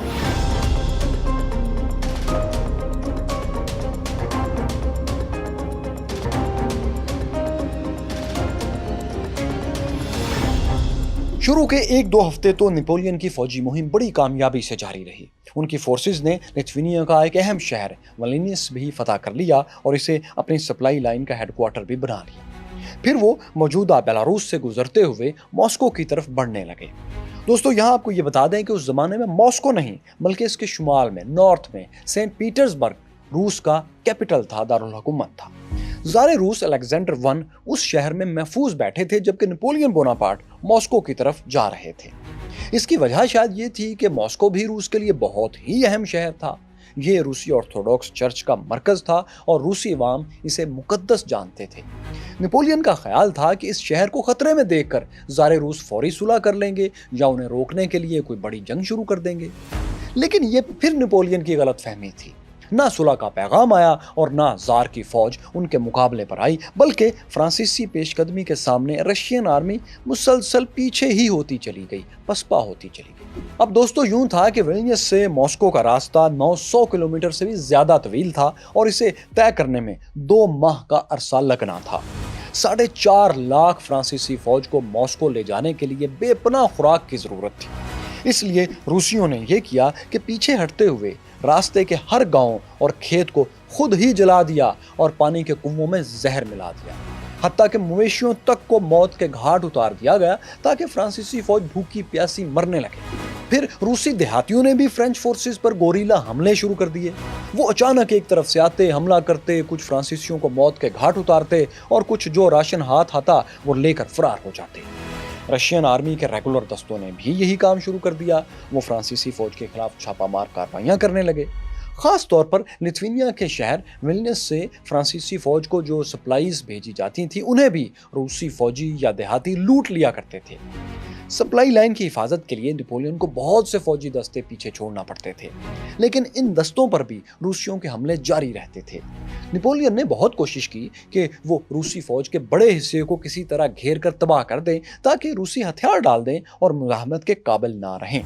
اگر ایسا ہو جاتا تو نپولین کو ماسکو جانے کی بھی ضرورت نہ پڑتی، وہ زار روس کو صلح پر مجبور کر کے فرانس واپس لوٹ جاتے۔ لیکن روسی فوج کا مرکزی حصہ جو supreme commander general Barclay D ٹولی کی کمان میں تھا وہ ان کے ہاتھ نہیں آ رہا تھا۔ رشین آرمی مسلسل پیچھے ہٹتی جا رہی تھی اور اس کے تعاقب میں نپولین بھی مسلسل ماسکو کی طرف بڑھتے جا رہے تھے۔ اب ایسا تھا دوستو کہ یہ جون جولائی کے مہینے تھے اور روس میں خوب گرمی پڑ رہی تھی، لیکن فرینچ فوجیوں کے پاس کھانے اور پانی کی قلت ہو چکی تھی۔ راستے میں بھی انہیں کہیں سے زیادہ پانی اور کوئی دوسری مدد نہیں مل رہی تھی۔ ان کی سپلائی لائنز بھی تباہ ہو رہی تھیں۔ بھوک سے بیتاب فوجی تو اپنے ہی ہزاروں گھوڑوں کو مار کر کھا بھی گئے تھے، لیکن یہ بھی کافی نہیں تھا۔ اتنی بڑی فوج کو ہر روز جتنی خوراک اور پانی چاہیے تھا وہ نہیں مل رہا تھا۔ نتیجہ یہ نکلا کہ شدید گرمی، بھوک، پیاس، موسمی بیماریوں اور دشمن کے حملوں نے ہزاروں فوجیوں کی جانیں لے لی۔ فوج میں شامل یورپی سپاہی جو فرینچ نہیں تھے انہوں نے تو فوج کو چھوڑ کر بھاگنا شروع کر دیا۔ یوں ماسکو سے سینکڑوں کلومیٹر پہلے ہی فرانس کا عظیم الشان لشکر تباہ ہونے لگا تھا۔ اگست کے مڈ تک یہ صورتحال ہو چکی تھی کہ روزانہ 5 سے 6 ہزار فرانسیسی فوجی بیماری کے باعث لڑنے کے قابل ہی نہیں رہتے تھے یا بھاگ جاتے تھے۔ چند ماہ ہی میں فرانسیسی فوج اپنے 1.5 لاکھ فوجیوں سے محروم ہو گئی۔ اب یاد رکھیں ساتھیوں کہ فرانسیسی فوج کی یہ حالت موسم گرما میں ہو رہی تھی، سمر سیزن میں، جبکہ روس کا اصل سخت موسم تو موسم سرما ہوتا ہے، ونٹر سیزن، جو کہ ابھی آنا تھا۔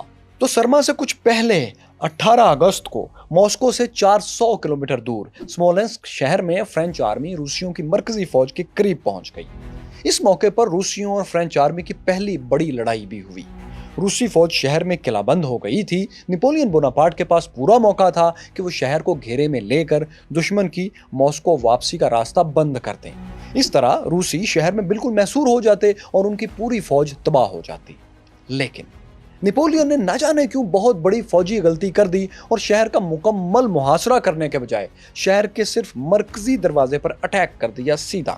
یعنی شہر سے نکلنے کے جو دوسرے راستے تھے ان کی ناکہ بندی نہیں کی۔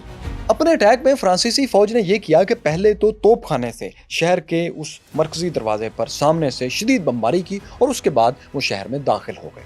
شہر کے گلی کوچوں اور عمارتوں میں فرانسیسی فوجیوں اور روسیوں میں شدید لڑائی ہوئی۔ اس دوران کوئی 14,000 روسی فوجی مارے بھی گئے۔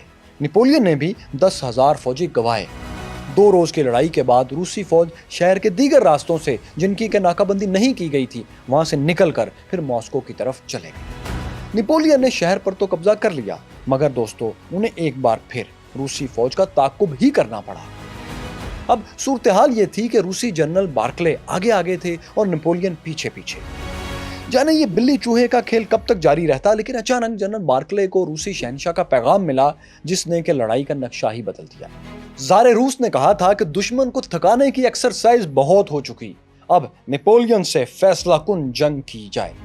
اس جنگ کے لیے کمانڈر بھی نیا لایا گیا تھا۔ یہ تھے 70 سالہ جنرل کوٹوزوف۔ اس بوڑھے جنرل کے پائے کا کمانڈر پورے روس میں نہیں تھا۔ उन्हें सुप्रीम कमांडर बनाकर मॉस्को भेज दिया गया। वो मॉस्को के जहाज पर पहुंचे और जनरल बार्कले को भी अपनी कमान में लेकर जंग की तैयारियां शुरू कर दी। रूसी कमांडर ने मॉस्को से 132 किलोमीटर दूर 132 किलोमीटर दूर मगरिब में बोरोडेनो गांव के करीब मोर्चा लगा लिया और नेपोलियन का इंतजार करने लगे। अब मॉस्को और नेपोलियन के दरमियान एक ही दीवार हायल थी और वो थी जनरल कोटोजोव की फौज।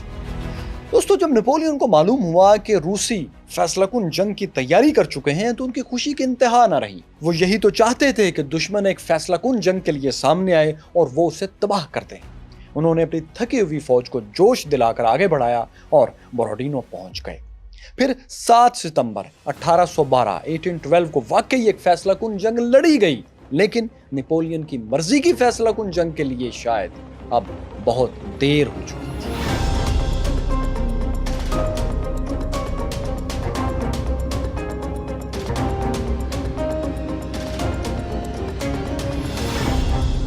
बोरोडिनो की लड़ाई के लिए फ्रांसीसी शहनशाह के पास 1,30,000 फौजी और 587 गन्स थी।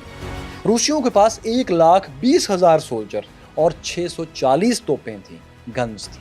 यानी दोनों फौजों की तादाद और ताकत में बहुत थोड़ा फर्क था, लेकिन रूसियों को एक एडवांटेज ये तो था ना कि उनके फौजी ज्यादातर ताजा दम थे, जबकि फ्रेंच सोल्जर्स सैकड़ों किलोमीटर दूर से सफर करके आए थे और थके हुए थे। फ्रांसीसियों के साथ दोस्तों एक और मसला ये भी हो गया था कि उनके मरकजी कमांडर नेपोलियन शदीद बीमार हो गए थे। अपनी बीमारी की वजह से वो दुरुस्त फैसले भी नहीं कर पा रहे थे। फ्रांसीसियों के हिसाब से फैसलाकुन जंग के लिए ये आइडियल सिचुएशन हरगिज नहीं थी, लेकिन फिर भी बीमार नेपोलियन ने जंग शुरू कर दी। मैदान जंग की सूरत-ए-हाल ये थी कि दोनों फौजों के दरमियान में दरिया मॉस्को बह रहा था। रूसी फौज ने दरिया के मशरकी किनारे के साथ साथ छोटी छोटी पहाड़ियों और मैदानों में पोजीशंस ले रखी थीं। उन्होंने दुश्मन के पहुंचने से पहले ही मिट्टी के कई किले बनाकर उनमें तोपें नस्ब कर दी थी। रूसी फौज के सेंटर में भी एक बड़ा किला था जिसमें कम से कम 18 तोपें नस्ब थी। इसके अलावा उन्होंने अपनी दिफाई लाइन के साथ साथ फौजियों के लिए महफूज मोर्चे भी बना लिए थे। नेपोलियन ने इस जंग के लिए लंबी चौड़ी मंसूबाबंदी करने के बजाय अपनी फौज को बराह रास्त दुश्मन की पोजीशंस पर अटैक का हुक्म दे दिया। ऐसा हमला करना खतरनाक था क्योंकि दुश्मन अपनी महफूज पोजीशन से फायरिंग करके फ्रेंच फोर्सेस को भारी जानी नुकसान पहुंचा सकता था। नेपोलियन के एक जनरल ने उन्हें मशवरा दिया कि आप बराह रास्त अटैक ना करें, मुझे 40,000 फौज दीजिए, मैं रात को दरिया अबूर करके दुश्मन को पीछे से घेरने की कोशिश करूंगा। लेकिन नेपोलियन ने न जाने क्यों इनकार कर दिया। 7 सितंबर की सुबह 6 बजे फ्रांसीसी तोपखाने ने रूसियों पर शदीद बमबारी शुरू कर दी। रूसी तोपखाने ने भी इसका जवाब दिया। इसके बाद फ्रांसीसी फौज ने दरिया अबूर करके दुश्मन पर सामने ही से हमला कर दिया, लेकिन दुश्मन की पोजीशंस पर कब्जा करना आसान नहीं था। रूसी फौजी अपनी दिफाई पोजीशंस और खास तौर पर मिट्टी के किले नुमा मोर्चों से मुसलसल गोले बरसा रहे थे। जब फ्रांसीसी फौजी करीब पहुंचते तो रूसी उन पर गोलियां बरसाने लगते। रूसियों की तबाहकुन फायरिंग ने दोस्तों फ्रांसीसी फौज के जत्थों के जत्थे उड़ा कर रख दिए। जो फ्रांसीसी फौजी कमांडर फील्ड में मौजूद थे उन्हें इस बात पर भी परेशानी होने लगी कि नेपोलियन अगले मोर्चों में उनके साथ क्यों नहीं है। उनके लिए कोई भी फैसला फौरी लेना इसीलिए मुश्किल हो रहा था क्योंकि शहनशाह तक पैगाम पहुंचते और फिर उनका जवाब आने में काफी वक्त गुजर चुका होता था। उनके एक कमांडर ने गुस्से में अपने फौजियों से यह भी कहा कि शहनशाह यानी नेपोलियन बोनापार्ट अगली सफों में क्यों नहीं है। अगर वो कमान करने के अहल नहीं रहे तो लौट जाएं और हमें कमान करने दें। लेकिन नेपोलियन ना तो कमान छोड़ रहे थे और ना ही फौज को दुरुस्त तौर पर लीड कर पा रहे थे। वो चिड़चिड़े और बदमिजाज भी हो चुके थे। नाकामी की कोई बात उनसे बर्दाश्त ही नहीं हो रही थी। इसका नतीजा ये निकला कि फ्रांसीसियों को शदीद मुश्किलात पेश आने लगी। बढ़ते हुए जानी नुकसान की वजह से फ्रेंच फोर्सेस को अपने रिजर्व दस्ते भी वक्त से पहले मैदान जंग में झोंकना पड़े। आखिर फ्रांसीसी भारी जानी नुकसान उठाकर रूसी मोर्चों के बिल्कुल ऊपर पहुंच गए। दोनों तरफ के फौजी आपस में भिड़ गए और अपनी संगीनों से एक दूसरे को मौत के घाट उतारने लगे। रूसी फौजी तो इस बेजिगरी से लड़ रहे थे कि दूर खड़े दूरबीन से देखते नेपोलियन भी उनकी तारीफ पर मजबूर हो गए। उन्होंने अपने एक करीबी साथी से कहा कि रूसी तो यूं लड़ रहे हैं जैसे वो इंसान नहीं बल्कि लड़ने वाली मशीनें हैं। वो ऐसे किले बन चुके हैं जिन्हें सिर्फ तोप के गोले ही तबाह कर सकते हैं। लेकिन दोस्तों, रूसियों की इंतहा दर्जे की बहादुरी भी फ्रांसीसी फौज की पेशकदमी को ना रोक सकी। روسی فوجی اپنی کمزور پوزیشنز پر ضرورت سے زیادہ مزاحمت کرنے کی وجہ سے بھاری نقصان اٹھا رہے تھے۔ جنگ کے شروع میں فرانسیسیوں کا نقصان زیادہ ہوا تھا، لیکن لڑائی کے آخر میں روسیوں کا جانی نقصان فرانسیسیوں سے کہیں بڑھ گیا۔ شام ہونے تک میدان جنگ میں 44,000 روسی اور 35,000 فرانسیسی فوجی موت کے گھاٹ اتر چکے تھے۔ یعنی ایک ہی روز میں مجموعی طور پر 79,000 فوجی مارے جا چکے تھے۔ روسی فوجیوں کو ان کی فرنٹ لائن سے بہت پیچھے بھی دھکیلا جا چکا تھا۔ تو بظاہر فرانسیسیوں کا پلڑا بھاری نظر آ رہا تھا، لیکن نپولین کو جس فیصلہ کن فتح کی تلاش تھی وہ انہیں نہیں مل سکی تھی۔ اس کی وجہ یہ تھی کہ جنگ کے ہر نازک موقع پر انہوں نے فرنٹ لائنز پر مزید فوجی بھیجنے سے یا تو انکار کیا تھا یا پھر بہت دیر کر دی تھی۔ اس طرح انہوں نے اپنے کمانڈرز کی بار بار درخواست کے باوجود اپنی ایلیٹ فورسز کو، جنہیں ریزرو میں رکھا گیا تھا، انہیں لڑنے کے لیے نہیں بھیجا۔ اس کا نقصان یہ ہوا فرانسیسیوں کو کہ روسی فوج جو کہ مکمل طور پر تباہ کی جا سکتی تھی وہ بچ گئی۔ جب 7 ستمبر کا سورج غروب ہوا تو روسی جنرل کوٹوزوف نے اپنی فوج کو ماسکو کی طرف پیچھے ہٹا لیا۔ فرانسیسی فوج اپنی پوزیشن سے روسیوں کو جاتے ہوئے دیکھتی رہی، لیکن وہ ان کا تعاقب نہیں کر سکتی تھی کیونکہ ان کے پہلے سے تھکے ہوئے فوجیوں کو دن بھر کی لڑائی نے اور بھی نڈھال کر دیا تھا۔ یوں روسیوں کا مرکزی لشکر ایک بار پھر صاف بچ کر نکل چکا تھا۔ یہ جو دوستو سنہری گنبد اور سلیب والی یادگار آپ دیکھ رہے ہیں، یہ اسی لڑائی کی یاد میں بوروڈینو میں تعمیر کی گئی ہے۔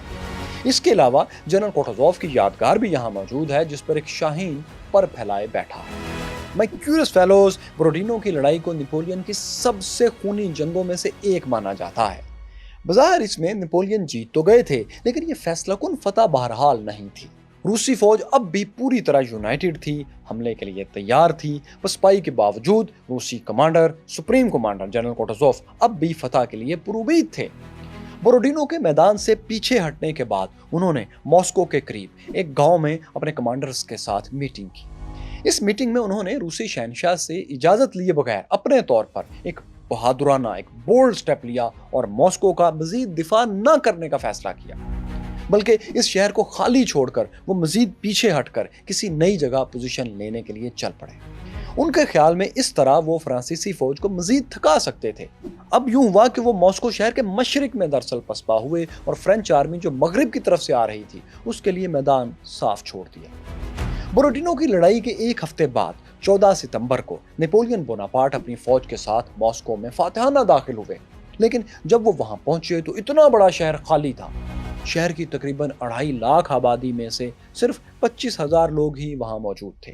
ان میں بھی زیادہ تر غیر ملکی، زخمی روسی فوجی یا وہ جرائم پیشہ لوگ تھے جنہیں شہر چھوڑنے کی اجازت نہیں دی گئی تھی۔ تھکے ہوئے فرینچ سولجرز اب خوش تھے کہ ماسکو میں انہیں آرام ملے گا، پیٹ بھر کے کھانا ملے گا، لیکن روسی اپنے ہی شہر کے اندر وہ انتظام کر کے گئے تھے کہ دشمن بھی کیا کرتے۔ دراصل دوستو، ماسکو کے روسی گورنر کاؤنٹ روسٹاپچن نے شہر چھوڑنے سے پہلے کچھ لوگوں کو بارود دے کر شہر میں چھپا دیا تھا تاکہ نپولین کی آمد کے بعد وہ شہر کو جلا دیں۔ یہ اس لیے تھا تاکہ فرانسیسیوں کو ماسکو شہر نہیں بلکہ راکھ کا ڈھیر ملے اور وہ یہاں سکون سے نہ رہ سکیں۔ تو بارود سے مسلح یہ لوگ ماسکو میں کئی جگہوں پر آگ لگا کر اگلے ہی دن فرار ہو گئے۔ 3 روز کی کوششوں کے بعد آگ پر فرینچ آرمی نے قابو پا لیا، لیکن شہر کا بڑا حصہ جل چکا تھا، تباہ ہو چکا تھا۔ فرانسیسی فوج نے بچے کچھے شہر ہی میں پڑاؤ لیکن ڈال دیا۔ نپولین چاہتے تو فوری طور پر ماسکو سے گھر واپسی کی راہ لے سکتے تھے فاتحانہ شہر پر قبضے کے بعد، لیکن وہ سمجھ رہے تھے کہ اگر وہ ماسکو پر قابض رہیں گے تو روسی شہنشاہ امن کی بھیک مانگتے ہوئے ضرور ان کے پاس چلے آئیں گے۔ لیکن دوستو، تیسری مرتبہ بھی ایسا نہیں ہوا۔ الیگزینڈر ون کو ماسکو واپس لینے کی کوئی جلدی نہیں تھی، انہیں تو انتظار تھا موسم سرما کا۔ ایک موقع پر انہوں نے یہ بھی کہا کہ میری فوجی مہم کا سب سے اہم کمانڈر جنرل ونٹر ہے، اور یہ مہم تو اب شروع ہو رہی ہے اور نپولین کے ساتھ اب کوئی امن معاہدہ نہیں ہوگا۔ جنرل ونٹر نپولین سے جنگ کرے گا، یعنی موسم سرما۔ واقعی دوستو، روس کا شدید برف باری والا موسم سرما، ونٹر سیزن شروع ہونے ہی والا تھا، اور نپولین ماسکو سے نکلنے میں جتنی تاخیر کرتے جاتے تھے برف باری اتنی ہی قریب تر آتی چلی جا رہی تھی۔ 14 ستمبر سے 19 اکتوبر تک نپولین ماسکو میں ٹکے رہے اور روسیوں کے ٹریپ میں آ گئے۔ अक्टूबर में जब मॉस्को में बर्फ पड़ना शुरू हुई तो नेपोलियन का माथा ठनका। माय क्यूरियस फेलोज, आप जान चुके हैं कि नेपोलियन तो रूस में ज्यादा वक्त गुजारने की प्लानिंग करके आए ही नहीं थे, इसलिए उनकी फौज के पास मौसम सरमा से बचाव के लिए मुनासिब बंदोबस्त नहीं था, खुराक भी नहीं थी, लिबास भी नहीं था। जले हुए मॉस्को से भी उन्हें ऐसा कोई सामान नहीं मिला कि वो इतनी बड़ी फौज के लिए मौसम सरमा में कोई बंदोबस्त कर सके। फ्रांसीसी फौज अब खाली हाथ थी। नेपोलियन के पास सिर्फ अब एक ही ऑप्शन बचा था कि वो ज़ारे रूस को झुकाने का ख्वाब छोड़ दें और अपनी फौज बचाने की फिक्र करें। उन्होंने फौरी फैसला किया और अपनी फौज को लेकर अब उजलत में मॉस्को से लिथुआनिया की तरफ, विल्नियस शहर की तरफ भाग खड़े हुए, जो कि उनका कैंप था। वो जल्द से जल्द इस खतरनाक इलाके से निकल जाना चाहते थे, लेकिन इस कोशिश के लिए अब वक्त ही क्या बचा था। फ्रांसीसी फौज की मॉस्को से पसपाई एक खौफनाक चैलेंज था। उन्हें शदीद बर्फबारी के दौरान इंतहाई कम खाने पीने के सामान के साथ 950 किलोमीटर का सफर तय करना था। यह सफर भी इस तरह था कि रास्ते भर उन्हें चारों तरफ से खून के प्यासे रूसियों के हमले बर्दाश्त करना थे। सो ऐसे में जब नेपोलियन मॉस्को से निकले तो उनकी बची खुची फौज भी मलिया मेट होना शुरू हो गई।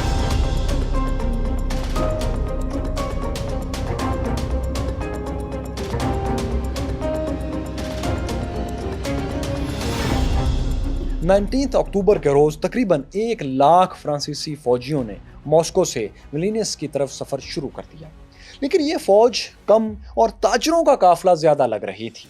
दरअसल फ्रांसीसी फौजियों ने मॉस्को में आग बुझाने के दौरान ही बेपनाह लूटमार की थी।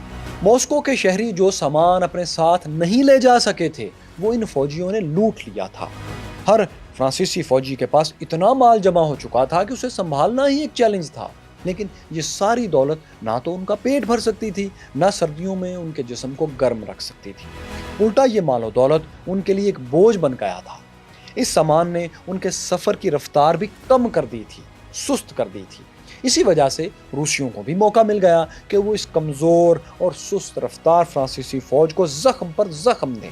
चुनाचे वो चारों तरफ से फ्रेंच आर्मी पर शहद की मक्खियों की तरह टूट पड़े। अब हो यूं रहा था कि एक तरफ तो मॉस्को के करीब बैठी जनरल कोटोजोव की फौज उनके पीछे लग गई थी, फिर रशियन देहाती, कबायली जंगजू और मुकामी मलेशियाज ने भी भागती हुई फ्रेंच आर्मी पर हाथ साफ करना शुरू कर दिए। मतलब यह कि मॉस्को से लेकर विल्नियस तक फ्रांसीसी फौज का ऐसा कत्लेआम हुआ कि इसकी तारीख में मिसालें जरा मुश्किल से मिलती हैं। कदम कदम पर फ्रेंच सिपाहियों की लाशें गिरने लगी। कुछ अरसे तक तो फ्रांसीसी फौज ने रूसियों के मुकाबले की कोशिश की। चंद एक सख्त लड़ाइयां भी हुई, लेकिन हर बार फ्रांसीसी फौज को शिकस्त ही होती थी। हर नाकामी के साथ फ्रेंच आर्मी के भागने की रफ्तार और भी तेज हो जाती थी, जिसके साथ साथ दोस्तों फौज का डिसिप्लिन भी बिल्कुल खत्म होता गया। फ्रांसीसी सिपाही लूट का माल फेंक कर जाने बचाने के लिए भागने लगे। हजारों फौजी सोना चांदी फेंक कर रोटी की तलाश में खुद रूसी कैंपों में दाखिल हो जाते और सरेंडर कर देते। लेकिन रूसियों के पास भी इतनी खुराक कहाँ थी कि वो अपने साथ साथ इतने कैदियों का पेट भी भर सकते। चुनाचे बेशुमार भूखे फ्रांसीसी फौजी रूसी कैद खानों में दम तोड़ गए। फ्रेंच आर्मी ने बहुत से जख्मी और बीमार फौजियों को रास्तों में मुख्तलिफ मकामात पर पीछे भी छोड़ दिया। भारी तोपें और सामान उठाने वाली गाड़ियां भी दुश्मन के मुसलसल हमलों से या तो तबाह हो गई या पीछे ही छोड़ दी गई। पसपा होती फ्रांसीसी फौज अब एक मुनज़्ज़म काफिला भी नहीं रही थी, बल्कि बेशुमार टोलियों में छोटी बड़े टुकड़ों में बट चुकी थी। इसकी जो टोली दुश्मन के हाथ आ जाती वो मारी जाती। बचने वाले मरने वाले अपने साथियों की लाशें छोड़कर आगे बढ़ जाते। हजारों लाशें बर्फ के नीचे दफन होती रही। बर्फबारी, -20 डिग्री तक की सर्दी और दुश्मन के शदीद हमलों से बेहाल फ्रांसीसी फौज गिरते पड़ते बेलारूस के मुख्तलिफ इलाकों से गुजरते हुए आखिरकार दिसंबर में विल्नियस पहुंच गई। लेकिन दोस्तों उस वक्त नेपोलियन बोनापार्ट इस फौज के साथ नहीं थे, अपनी ही फौज के साथ नहीं थे। वो 1-2 बार रूसियों के हाथों गिरफ्तार होते होते बचे थे, जिसके बाद वो बर्फ पर तेज रफ्तारी से सफर करने वाली गाड़ी, जिसे स्लेज कहते हैं, उसमें बैठकर फौज के आगे आगे फ्रांस की तरफ फरार हो गए। आपको बताएं दोस्तों कि नेपोलियन बोनापार्ट की रिवायत रही है कि वो अक्सर अहम मौकों पर अपनी फौज को छोड़कर फ्रांस की तरफ भाग जाया करते थे। इससे पहले उन्होंने ओटोमन एम्पायर के खिलाफ मुहिम के दौरान भी यही किया था और वो मिस्र में अपने फौजियों को दुश्मन के घेरे में छोड़कर खुद पेरिस आ गए थे ताकि शहंशाह बन सके। उन पर इल्जाम भी है कि शाम में फौजी मुहिम के दौरान उन्होंने जाफा शहर में अपने कुछ बीमार फौजियों को जहर दे दिया था ताकि उन्हें उठाकर ले जाना न पड़े। ان سے ایک جملہ یہ بھی منسوب کیا جاتا ہے کہ میں لوگوں کی پرواہ تب تک ہی کرتا ہوں جب تک وہ میرے لیے فائدہ مند ثابت ہو رہے ہوں۔ تو اسی طرح وہ روس میں بھی اپنی فوج کو چھوڑ کر بھاگ نکلے تھے، کیونکہ اب یہ فوج ان کو جنگ جیت کر دینے کے قابل تو نہیں رہی تھی۔ نپولین کے فرار کے بعد دوستوں، ان کی تباہ حال فوج جب ولینیس میں داخل ہوئی اور انہیں کھانے پینے کا کچھ سامان ملا تو فوجی ہوش کھو بیٹھے۔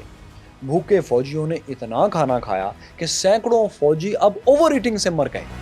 ہزاروں بیمار فوجی جو جیسے تیسے شہر تک پہنچ گئے تھے، ان کی سانس بھی یہاں تک ہی ساتھ دے پائی اور وہ بھی ہلاک ہو گئے۔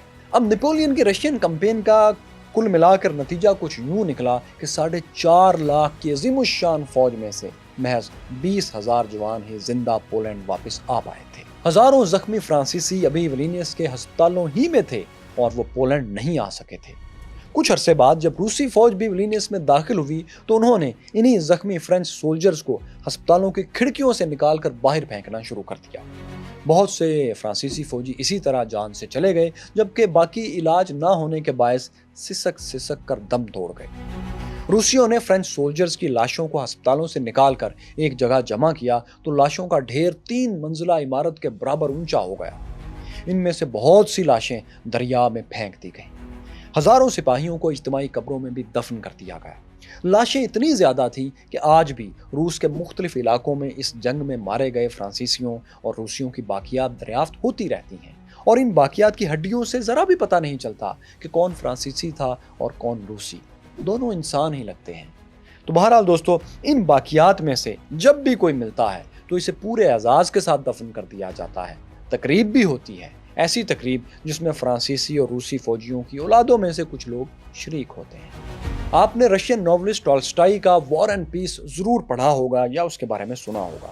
وہ عظیم الشان ناول اسی جنگ کے بارے میں ہے۔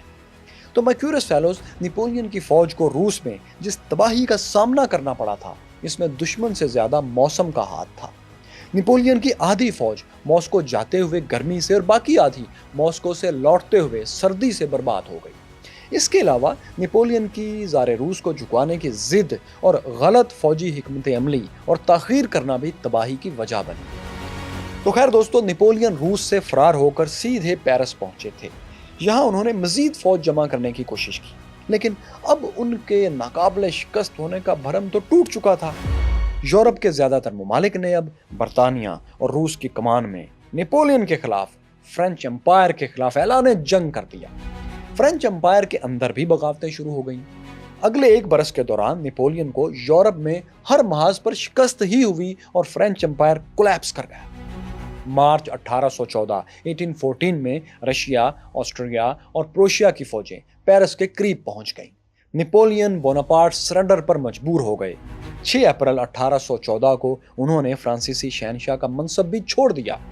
اتحادیوں نے، الائیڈ پاورز نے، برطانیہ اور روس اور باقی ممالک نے انہیں گرفتار کر لیا اور ایک برطانوی جنگی جہاز میں بٹھا کر اٹلی کے جزیرے ایلبا پر جلاوطن کر دیا۔ فرانس کے سابق شہنشاہ لوئس 16، جنہیں انقلاب فرانس کے بعد قتل کر دیا گیا تھا، گلوٹین میں ان کی گردن اڑا دی گئی تھی، ان کے بھائی کو لوئس 18 کے ٹائٹل سے نیا فرینچ ایمپرر، فرانسیسی شہنشاہ بنا دیا گیا۔ نپولین کئی ماہ تک ایلبا جزیرے پر قید رہے، لیکن وہ فرانس کی حکومت واپس حاصل کرنے کے لیے بے چین تو تھے۔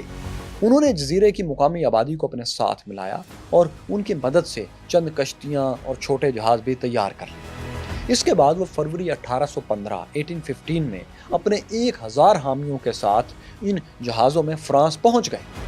انہوں نے فرانس کے ساحلی مقام وولف میں لینڈ کیا اور وہاں سے پیرس کی طرف مارچ شروع کر دیا۔ فرانس کے نئے شہنشاہ نے انہیں روکنے کے لیے ایک فوجی دستہ بھیجا۔ یہ دستہ پہلے نپولین کی کمان میں مختلف جنگیں تو لڑ چکا تھا، تمام سپاہی نپولین کو پہچانتے تھے۔ وہ نپولین کی چھوٹی سی فورس کے جب سامنے پہنچے اور انہوں نے نپولین پر بندوقیں تان لیں تو نپولین اس وقت گھوڑے پر سوار تھے۔ نپولین گھوڑے سے اترے اور فوجیوں کو مخاطب کر کے کہا، میں تمہارے سامنے کھڑا ہوں، اگر تم چاہتے ہو کہ اپنے شہنشاہ کو قتل کر دو تو کر دو۔ یہ سنتے ہی فوجیوں نے نعرہ لگایا، وائیو دا ایمپرر، شہنشاہ زندہ باد۔ یہ فوجی بھی دوستوں نپولین کے ساتھیوں میں شامل ہو گئے۔ نپولین بوناپارٹ نے پھر پیرس کی طرف مارچ شروع کر دیا۔ راستے میں وہ جن علاقوں سے بھی گزرے کوئی مزاحمت نہیں ہوئی، ہر جگہ فرانسیسی سپاہی اور عوام ان کے ساتھ شامل ہوتے چلے گئے۔ जल्द ही उनके पास अच्छा खासा लश्कर जमा हो गया। 20 मार्च को वो पेरिस में भी दाखिल हो गए। लुइस 18 की बराए नाम से हुकूमत खत्म कर दी गई। अवाम और फौज की हमायत से नेपोलियन दोबारा फ्रांस के तख्त पर विराजमान हो गए। लेकिन साथियों, नेपोलियन की दोबारा शहनशाही को फ्रांसीसी अवाम ने भले ही कबूल कर लिया था, लेकिन आलमी ताकतों ने कबूल नहीं किया था। उन्होंने नेपोलियन के खिलाफ नया इत्तेहाद बनाकर फिर जंग छेड़ दी। इसके जवाब में नेपोलियन ने भी अपनी फौज के साथ पेशकदमी की और बेल्जियम पहुंच गए। फिर बेल्जियम के इलाके वाटरलू में नेपोलियन ने अंग्रेजों के खिलाफ अपनी जिंदगी का आखिरी मार्का लड़ा। इस आखिरी मार्के ने किसको अमर किया, फ्रांसीसी शहनशाह को या इंग्लिश कमांडर्स को? नेपोलियन का इंजाम क्या हुआ, ये सब आपको दिखाएंगे दोस्तों, लेकिन अगली और आखिरी किस्त में। ये जो मैदान आप देख रहे हैं, ये बेल्जियम के दारुल हुकूमत ब्रसेल्स से कोई 20 किलोमीटर दूर वाक़या है। 200 बरस पहले इसी मैदान में तारीख की एक फैसला कुन लड़ाई, डिसाइसिव बैटल लड़ी गई थी। इसी मुकाम की मुनासबत से इस जंग को द बैटल ऑफ वाटरलू कहा जाता है। इस जंग में एक तरफ फ्रांसीसी शहनशाह नेपोलियन बोनापार्ट थे, जो अपना तख्त बचाने की आखिरी जंग लड़ने आए थे। उनके मुकाबले में ब्रिटिश कमांडर आर्थर वेल्लेस्ली थे, जो अपने टाइटल ड्यूक ऑफ वेलिंगटन के नाम से ज्यादा मशहूर थे। दोनों अपने वक्त के मंजे हुए कमांडर्स थे और दोनों के पास उस दौर की बेहतरीन ताकतवर फौजें थीं। मगर नेपोलियन बोनापार्ट एक गलती कर रहे थे। वो गलती थी दुश्मन को कमजोर समझने की मिस्टेक। ड्यूक ऑफ वेलिंगटन को वो सोल्जर जनरल कहते थे, जिससे उनकी मुराद ये होती थी कि ड्यूक ऑफ वेलिंगटन एक सिपाही के दर्जे के इंसान हैं, जिन्हें बरतानिया ने गलती से कमांडर बना दिया है। नेपोलियन ने अपने कमांडर पर, जो कि वाटरलू से पहले अंग्रेजों से शिकस्त खा कर आए थे, सख्त तंज किया और कहा कि अगर वेलिंगटन ने माजी में तुम्हें हरा दिया है तो इसका यह मतलब हरगिज नहीं कि वो एक अच्छा जनरल है और किसी भी दूसरे फ्रेंच जनरल को हरा सकता है। मेरी बात मानो तो वेलिंगटन एक फारग सा जनरल है और अंग्रेजी सिपाहियों को दरअसल लड़ना भी नहीं आता। सो वाटरलू की जंग बस यूं ही समझो कि हम सुबह का नाश्ता करने जा रहे हैं। यानी ये लड़ाई जीतना मेरे लिए ब्रेकफास्ट से ज्यादा मुश्किल काम नहीं है। तो क्या वाकई ये जंग नेपोलियन के लिए सुबह का नाश्ता साबित हुई? सिपाही जनरल और शहनशाह जनरल की लड़ाई मॉडर्न हिस्ट्री की सबसे अहम लड़ाई क्यों गिनी जाती है? मैं हूं फैसल उड़ाइच और देखो सुनो जानो की मिनी सीरीज नेपोलियन बोनापार्ट की आखिरी किस्त में हम आपको यही सब दिखाएंगे।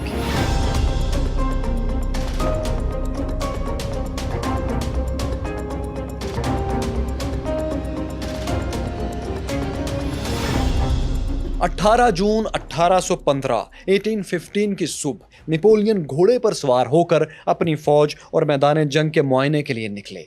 जो कुछ उन्होंने देखा वो उनके लिए खासा मायूस कुन साबित हुआ। रात भर वक्फे से जारी रहने वाली बारिश की वजह से मैदान जंग कीचड़ से भर चुका था। मैदान में फ्रांसीसी तोपखाने को अब बहुत ज्यादा कामयाबी मिलने का चांस कम हो गया था, क्योंकि फ्रांसीसी तोपों के गोलों में एक खास बात थी, और वो ये कि जमीन से टकराने के बाद ये गोले गेंद की तरह उछलते हुए दुश्मन की सफों में आगे बढ़ते थे और दुश्मन के अंदर पहुंच जाते थे। यानी दुश्मन दूर भी खड़ा हो तो भी ये गोले उछलते उछलते उन तक पहुंच जाया करते थे। मगर कीचड़ से भरे मैदान में उनकी ये सलाहियत जाहिर है कम हो जाना थी। इसके अलावा नेपोलियन के लिए एक और परेशानी की बात यह थी कि वो खुद शदीद बीमार थे। वाटरलू के मुकाम पर ये दोस्तों जो घर आप देख रहे हैं, ये नेपोलियन का आखिरी हेडक्वार्टर था और लड़ाई से पहले आखिरी रात वो इसी घर में ठहरे हुए थे। कहा जाता है कि वो रात भर वॉमिटिंग करते रहे और 4 घंटे से भी कम सो पाए। उनकी सेहत के एतबार से जो हाल था, उन्हें मैदान जंग के बजाय हॉस्पिटल में होना चाहिए था, लेकिन बदकिस्मती उन्हें वाटरलू के मैदान तक खींच कर ले आई थी और यहाँ उन्हें ऐसे हालात में अब जंग करना थी जो कि उनकी फेवर में भी नहीं थे। मैक्यूरस फेलोज नेपोलियन बोनापार्ट को एक ही वक्त में अब 2 फौजों का सामना था। एक फौज तो वो बरतानवी लश्कर था जो ड्यूक ऑफ वेलिंगटन की कमान में उनके बिल्कुल सामने नॉर्थ में शुमाल में मौजूद था। इसमें अंग्रेजों के अलावा नीदरलैंड के फौजी भी बड़ी तादाद में शामिल थे। इस लश्कर की तादाद 68,000 थी।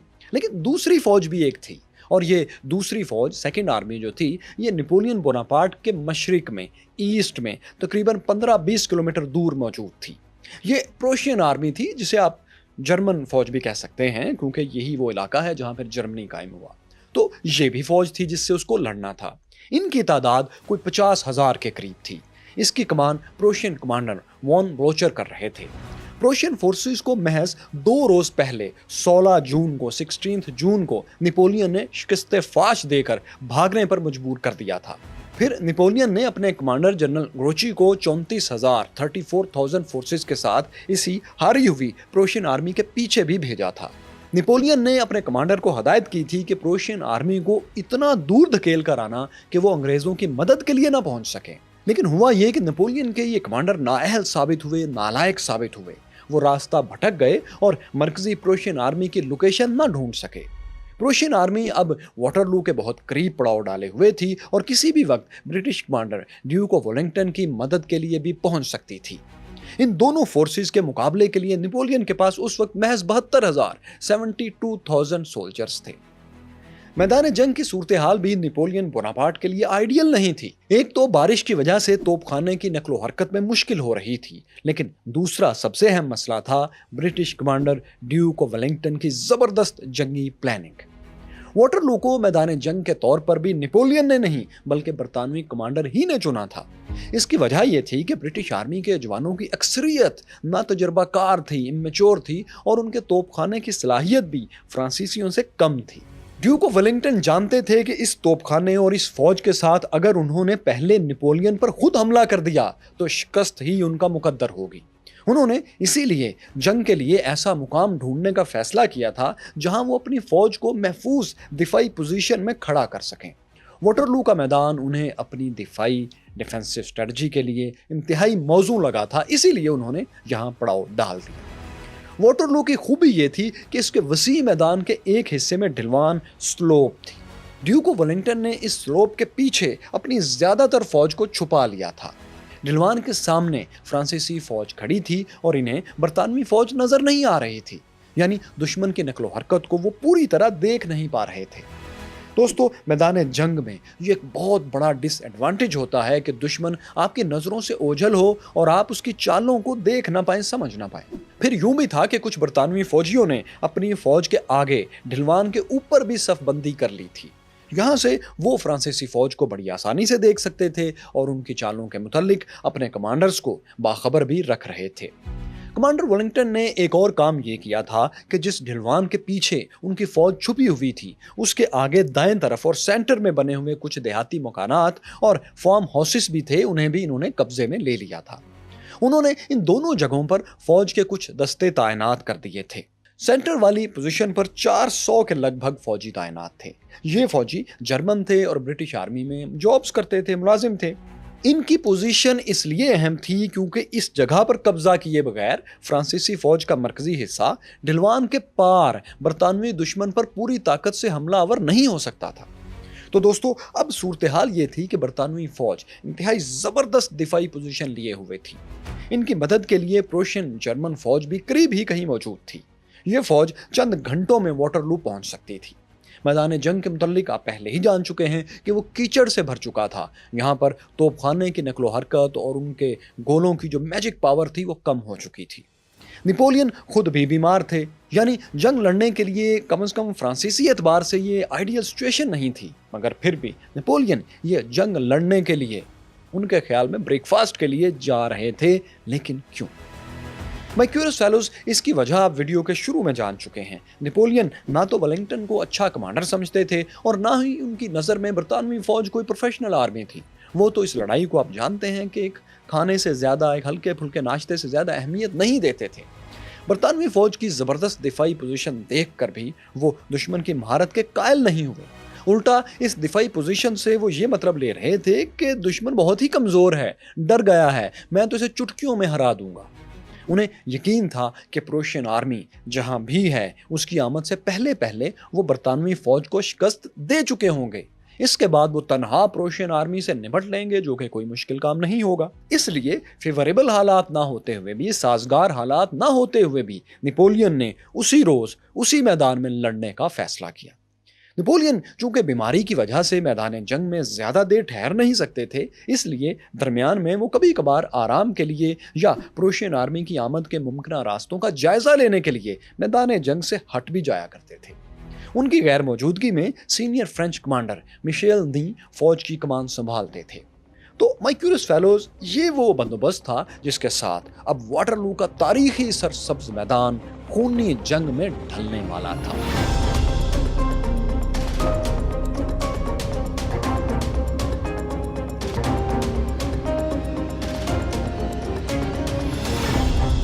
اٹھارہ جون کی صبح 11:35 پر 11:35 پر فرانسیسی توپخانے نے انگریز دشمنوں پر فائر کھول دیا۔ برطانوی فوج کے کچھ دستے جو ڈھلوان کے اوپر کھڑے تھے انہیں خاصا نقصان پہنچا، البتہ ان کے عقب میں پیچھے ڈھلوان کی طرف چھپی ہوئی زیادہ تر برطانوی فوج محفوظ رہی۔ یہ برٹش سولجرز ڈھلوان کے ساتھ لیٹ گئے تھے، جس کی وجہ سے گولے ان کے سروں کے اوپر سے گزر کر دور گر رہے تھے۔ برٹش کمانڈر نے اپنے توپ خانے کو جوابی فائر کرنے سے روکے رکھا تھا تاکہ ان کا بارود ضائع نہ ہو اور نہایت اہم موقع پر ہی کام آئے۔ کچھ دیر بعد نیپولین کے حکم پر فرانسیسی توپیں بھی خاموش ہو گئیں۔ اس کے بعد نیپولین بوناپارٹ نے کچھ پیدل دستوں کو میدان میں بائیں جانب موجود فارم ہاؤس پر قبضے کے لیے بھیج دیا، جبکہ ایک دوسرے دستے کو سینٹر میں موجود چھوٹے سے فارم ہاؤس پر جہاں جرمن فوجی تعینات تھے اس پر حملے کا حکم دیا۔ فرانسیسی فوج نے باری باری دونوں فارمز پر بھرپور حملے کیے، لیکن دونوں جگہوں پر انہیں زبردست مزاحمت کا سامنا کرنا پڑا۔ بائیں جانب لیفٹ سائیڈ والے فارم ہاؤس، جسے ہوکمونٹ فارم کہتے تھے، وہاں برطانوی فوج نے فرانسیسیوں کا خوب مقابلہ کیا۔ فرینچ فورسز ایک موقع پر فارم کے صحن میں داخل ہو گئیں، لیکن برٹش فورسز نے انہیں ایک بار باہر دھکیل دیا۔ نیپولین نے بار بار فوجی دستے اس فارم ہاؤس کی طرف بھیجے، گولہ باری بھی کی گئی، لیکن لڑائی کے آخر تک یہ پوزیشن فرانسیسیوں کے قبضے میں نہ آ سکی مکمل طور پر۔ یوں بیکار میں سینکڑوں فرانسیسیوں کی جانیں ضائع ہو رہی تھیں۔ ہوکمونٹ فارم میں اگر یہ صورتحال تھی دوستو، تو سینٹر والے فارم میں بھی یہی صورتحال تھی، وہاں بھی فرانسیسی کامیاب نہیں ہو رہے تھے۔ سینٹر والا فارم جو لاہے سینٹ کہلاتا تھا، وہاں جرمن فورسز نے فرانسیسیوں کو ٹف ٹائم دیا ہوا تھا اور فرانسیسیوں کا حملہ پسپا کر دیا تھا۔ فرینچ آرمی نے کچھ دیر بعد پھر دوسرا حملہ کیا۔ دونوں طرف سے بہت سے سپاہی مارے گئے۔ ایک خونچکا مارکے کے بعد فرانسیسی فوجی فارم میں داخل ہو گئے۔ 400 جرمنز میں سے کل 42 فوجی ہی جان بچا کر فرار ہوئے اور ڈھلوان کے پیچھے برطانوی فوج سے جا ملے۔ یوں اس فارم پر فرینچ پرچم لہرانے لگا۔ جب فارمز پر دونوں پر قبضوں کی لڑائی ہو رہی تھی تو اس وقت برطانوی اور فرانسیسی فورسز کے مرکزی حصوں میں بھی ڈائریکٹ جنگ شروع ہو چکی تھی۔ ہوا یہ تھا کہ نیپولین کی فوج کا دایاں حصہ اپنے سامنے موجود برطانوی فورس جو کہ ڈھلوان کے اوپر کھڑی تھی اس کی طرف بڑھنے لگا۔ برطانوی توپ خانے نے اس فورس پر فائر کھول دیا اور اسے خاصا نقصان پہنچایا، لیکن یہ جوان فرینچ آرمی آگے بڑھتی رہی۔ یہ سپاہی 150 کی صفوں میں آگے پیچھے چل رہے تھے، لیکن ان کے مقابلے میں جو برطانوی دستے تھے وہ ڈھلوان کے آگے ایک ہی طویل سنگل لائن میں ایک قطار میں کندھے سے کندھا ملائے کھڑے تھے۔ اس صف بندی کا فائدہ ان کو یہ تھا کہ تمام برطانوی سولجرز ایک ہی وقت میں اپنی بندوقوں سے دشمن پر نشانہ لے سکتے تھے، جبکہ دشمن کی فرانسیسیوں کی صفیں جو کہ سنگل لائن سے چھوٹی تھیں ان کے لیے ایسا فائر کرنا مشکل تھا۔ ان کی صفوں میں پیچھے آنے والے سپاہی تب تک فائر نہیں کر سکتے تھے جب تک آگے والے سپاہی مر نہ جائیں یا ہٹ نہ جائیں۔ یوں سنگل لائن، طویل لائن کی وجہ سے برٹش سولجرز کی فائرنگ کی صلاحیت دشمن سے کہیں زیادہ بڑھ گئی تھی۔ چنانچہ جیسے ہی فرانسیسی قریب آئے تو برطانوی فوج نے زبردست فائرنگ شروع کر دی۔ ان کے پیچھے ڈھلوان پر سے برطانوی توپیں بھی اب گولے پھینکنے لگیں۔ فرانسیسیوں نے بھی جوابی فائرنگ شروع کر دی۔ ایک گولی آگے کھڑے ہوئے برٹش دستے کے کمانڈر تھامس پیکٹن کی کنپٹی پر لگی اور وہ وہیں ڈھیر ہو گئے۔ تاہم ان کے سپاہیوں نے میدان نہیں چھوڑا، وہ مسلسل فائرنگ کرتے رہے۔ ان کے جو فوجی مارے جاتے ان کی جگہ ڈھلوان کے پیچھے سے مزید فوجی آ جایا کرتے تھے۔ کرتے کرتے جلد ہی وہ دشمن پر حاوی ہونے لگے۔ فرانسیسی بہت سی لاشیں چھوڑ کر الٹے قدموں ڈھلوان میں نیچے بھاگنے لگے۔ ڈیوک آف ویلنگٹن نے جب یہ صورتحال دیکھی تو فوراً اپنے گھوڑ سوار دستوں کو بھاگتے ہوئے فرانسیسیوں پر حملے کا حکم دے دیا۔ ان میں زیادہ تر گھوڑ سوار برٹش علاقے اسکاٹ لینڈ سے تعلق رکھتے تھے۔ ان گھوڑ سواروں نے پہلے تو بھاگتے ہوئے فرانسیسیوں پر زبردست اٹیک کیا، پھر وہ ان کی صفوں کو چیرتے ہوئے آگے بڑھے۔ اس دوران انہوں نے فرانسیسی فوج کا ایک پرچم بھی چھین لیا تھا جس کے اوپر ایگل عقاب بنا ہوا تھا۔ یہ نیپولین آرمی کا خاص نشان تھا۔ پھر وہ دور کھڑے ہوئے فرانسیسی توپ خانے کی طرف بڑھے۔ یہ سوار آگے بڑھتے ہوئے Scotland forever, Scotland ہمیشہ رہے گا کہ نعرے لگا رہے تھے۔ برطانوی پینٹر الزبتھ تھامسن نے اسی پر اسکاٹ لینڈ فار ایور کے نام سے ایک پینٹنگ بھی بنائی تھی جسے شہرت دوام ملی۔ تو خیر دوستو، یہ اسکاٹش سوار تیزی سے فرینچ توپ خانے پر ٹوٹ پڑے اور اس کی توپوں کا صفایا کر دیا، لیکن یہی بہادری ان کی دوستو سب سے بڑی غلطی بھی ثابت ہوئی۔ وہ جوش میں اپنی مرکزی فوج سے کٹ کر بہت دور ایسی جگہ پہنچ گئے جہاں ہر طرف فرانسیسی فوج موجود تھی اور یہ تنہا تھے۔ نپولین بوناپارٹ نے اس موقع سے فوری فائدہ اٹھایا اور اپنے گھڑ سوار دستوں کو دشمن پر جوابی حملے کا حکم دیا۔ یہ گھڑ سوار اسکاٹش دستوں پر ٹوٹ پڑے اور انہیں شدید نقصان پہنچایا۔ 2500 برطانوی گھڑ سواروں میں سے یعنی ان اسکاٹش میں سے 1000 سے زائد ہلاک یا زخمی ہوئے اور باقی بھاگ گئے۔ اگرچہ اسکاٹش حملے میں فرینچ توپ خانے کا ایک حصہ متاثر ہوا تھا، لیکن یہ نقصان کوئی زیادہ بڑا نہیں تھا۔ توپ خانے کے کئی اور دستے میدان جنگ میں مختلف جگہوں پر تعینات تھے اور برطانوی فوج کو تباہ کرنے کے لیے کافی تھے۔ دشمن گھڑ سواروں کے پسپا ہوتے ہی نپولین پروشین آرمی کی ممکنہ آمد کا جائزہ لینے کے لیے میدان جنگ سے ہٹے۔ وہ اپنی فوج کے پیچھے کچھ دور چلے گئے۔ اپنی نئی پوزیشن سے وہ دوربین کے ذریعے ان مشرقی راستوں کا جائزہ لے رہے تھے جہاں سے ممکنہ طور پر پروشین آرمی آ سکتی تھی۔ اب ان کے بدترین خدشات درست ثابت ہونے لگے۔ دوپہر 2 بجے کے قریب انہوں نے ایسٹ کی طرف سے، مشرق کی طرف سے چند پروشین گھڑ سوار دستوں کو آتے دیکھ لیا۔ وہ انہیں روکنے کی اب تدبیریں سوچنے لگے۔ اس دوران نپولین کی غیر موجودگی میں کمانڈر مشیل برطانوی فوج سے لڑائی جاری رکھے ہوئے تھے۔ انہوں نے 12000 گھڑ سوار فوج کو دشمن کے سینٹر پر حملے کے لیے بھیج دیا۔ یہ گھڑ سوار دستے دشمن پر جھپٹے اور ڈھلوان پر سے کود کر پیچھے کھڑی برطانوی فوج پر حملہ آور ہو گئے۔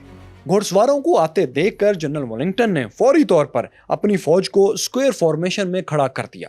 یہ وہی فارمیشن تھی جسے ماضی میں خاص طور پر مصر میں نپولین بوناپارٹ بھی کامیابی سے استعمال کر چکے تھے، یعنی پیدل فوجیوں کی قطاریں آپس میں مل کر ایک اسکوائر باکس چوکور ڈبے کی شکل میں کھڑی ہو جاتی تھیں۔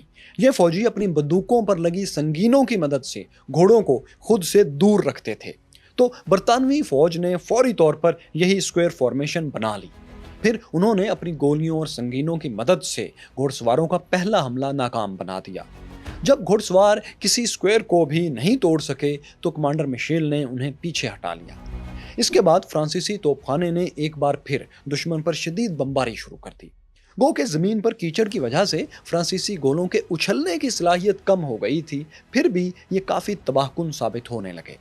اسکوائرز پر اوپر تلے بہت سے گولے گرے اور اچھا خاصا جانی نقصان ہوا۔ جنرل مشیل نے کچھ دیر بعد بمباری روک کر گھڑ سوار دستوں کو پھر حملے کا حکم دیا۔ فرینچ سوار ایک بار پھر دشمن کے اسکوائرز پر ٹوٹ پڑے اور کافی دیر تک ان کی صفیں توڑنے کی کوشش کرتے رہے، تاہم اس بار بھی وہ ناکام ہی رہے اور اپنی مرکزی فورس کی طرف لوٹ آئے۔ صفیں تو وہ نہیں توڑ سکے، مگر اتنا ضرور ہو گیا کہ ان کے پے در پے حملوں نے برطانوی فوج کو کافی کمزور کر دیا۔ بے شمار برطانوی فوجی ہلاک یا زخمی ہو چکے تھے۔ ان میں مزید حملے سہنے کی اب تاب نہیں رہی تھی۔ اگر اس وقت فرانسیسی فوج ایک فیصلہ کن حملہ کر دیتی تو برطانوی فوج غالباً پیچھے ہٹنے پر مجبور ہو سکتی تھی، لیکن فرینچ جنرل مشیل بر وقت دشمن پر کاری ضرب نہیں لگا سکے۔ نپولین بھی وہاں موجود نہیں تھے جو کہ فوری فیصلہ لے سکتے، اس لیے برطانوی فوج کو تازہ دم ہونے کا موقع مل گیا۔ اتنے میں یہ ہوا کہ شہنشاہ نپولین جو پروشین آرمی کا جائزہ لے رہے تھے، وہ اپنے 20,000 جوانوں کو پروشین فوج کے راستے میں تعینات کر کے لوٹ آئے۔ انہوں نے جنرل مشیل سے فوج کی کمان دوبارہ لے لی۔ وہ برطانوی فوج کو فوری پیچھے دھکیل کر پوری قوت سے صرف پروشین آرمی کا مقابلہ کرنا چاہتے تھے۔ اس لیے اس مرحلے پر انہوں نے برطانوی فوج کو جلد شکست دینے کے لیے اپنا ماسٹر اسٹروک کھیلنے کا فیصلہ کیا، یعنی اپنی ایلیٹ فورس جسے اولڈ گارڈز کہا جاتا تھا، اسے برٹش فورس پر حملے کا حکم دے دیا۔ اولڈ گارڈ نے کبھی کسی لڑائی میں آج تک شکست نہیں کھائی تھی۔ نپولین کو یقین تھا کہ یہ فورس برطانوی فوج کو آسانی سے پیچھے دھکیل دے گی، چنانچہ اولڈ گارڈز برطانوی فوج کی طرف بڑھنے لگے۔ ادھر ڈیوک ولنگٹن نے جب اولڈ گارڈز کو اپنی صفوں کی طرف بڑھتے دیکھا تو وہ سمجھ گئے کہ نپولین اپنا فیصلہ کن داؤ کھیل چکے ہیں۔ انہوں نے اپنے 1400 فوجیوں کو حکم دیا کہ وہ ڈھلوان پر چڑھ کر اس کی چوٹی کے بالکل قریب لیٹ جائیں تاکہ اولڈ گارڈز انہیں دیکھ نہ سکیں۔ ان فوجیوں نے ایسا ہی کیا۔ اتنے میں اولڈ گارڈ کے سپاہی پیدل ڈھلوان کے نزدیک پہنچ چکے تھے جو کہ بظاہر انہیں خالی نظر آ رہی تھی۔ جب وہ ڈھلوان پر ابھی چڑھنے ہی والے تھے کہ اچانک ڈھلوان کے پیچھے چھپے برطانوی فوجی اٹھ کھڑے ہوئے۔ پھر 1400 بندوقوں نے ایک ساتھ آگ اگلنا شروع کر دی۔ فائرنگ کے پہلے ہی راؤنڈ میں سینکڑوں اولڈ گارڈز ڈھیر ہو گئے۔ باقی سپاہیوں نے پوزیشنز لے کر فائرنگ کا جواب دینے کی کوشش کی، لیکن اس دوران برٹش کمانڈر نے بھی اپنی ماسٹر موو کھیل دی۔ انہوں نے اپنی پوری فوج کو ڈھلوان سے اتر کر اولڈ گارڈ پر حملے کا حکم دے دیا۔ پہلے تو آگے والے 1400 فوجی دوڑتے ہوئے دشمن کی طرف بڑھے اور ان کے پیچھے اب ہزاروں برطانوی سپاہی اپنی بندوقوں اور سنگینوں کو سیدھا کیے ڈھلوان کی اوٹ سے نکل آئے اور اولڈ گارڈز پر چڑھ دوڑے۔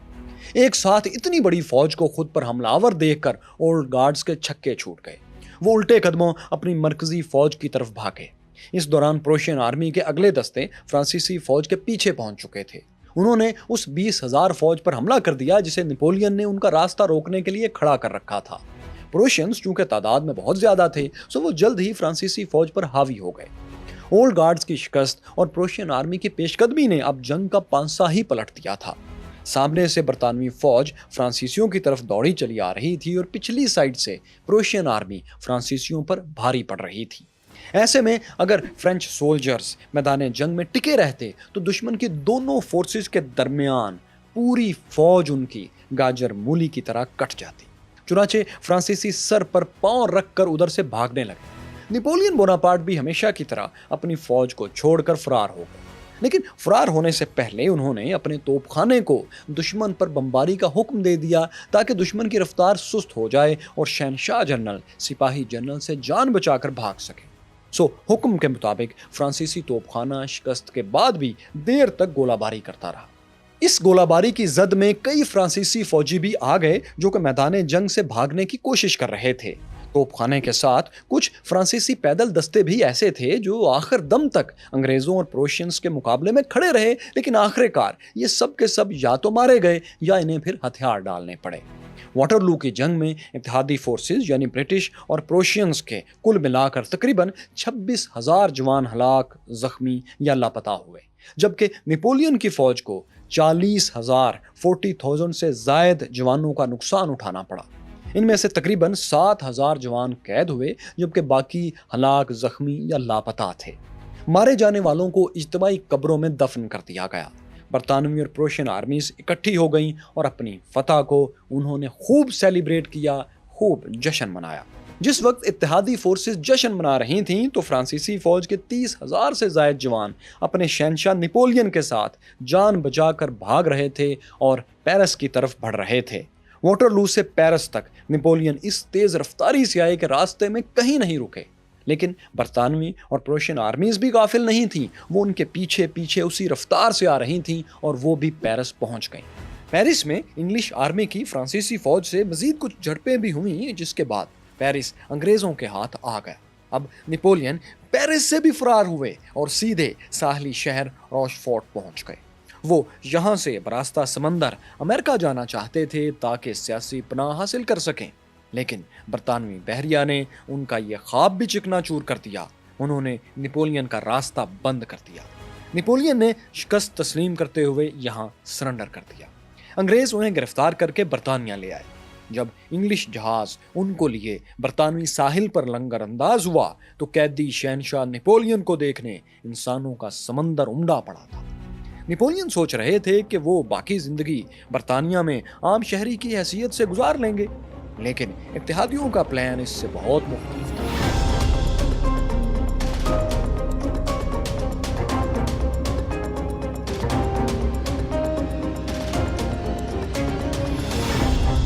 مائی کیورس فیلوز، آپ جان چکے ہیں کہ کیسے نپولین اپنی پہلی جلاوطنی کے دوران ایلبا جزیرے سے فرار ہو کر فرانس پہنچ گئے تھے۔ برطانوی حکومت اس بار کوئی رسک اس طرح کا نہیں لینا چاہتی تھی۔ انگریزوں نے نپولین کو اتنی دور بھیجنے کا فیصلہ کیا کہ جہاں سے وہ کسی طور فرانس واپس اب نہ آ سکے۔ یہ جو آپ چھوٹا سا جزیرہ دیکھ رہے ہیں یہ افریقہ اور ساؤتھ امریکہ کے درمیان اٹلانٹک اوشن میں واقع ہے۔ اسے سینٹ ہیلینا کہتے ہیں۔ نپولین کو اسی جزیرے پر جلاوطن کیا گیا تھا۔ اس کی لوکیشن دیکھ کر آپ سمجھ گئے ہوں گے کہ یہ جگہ برطانیہ اور فرانس سے بہت ہی دور ہے۔ اسی جزیرے پر نپولین نے اپنے آخری برس گمنامی میں اور بیماری سے لڑتے ہوئے گزارے۔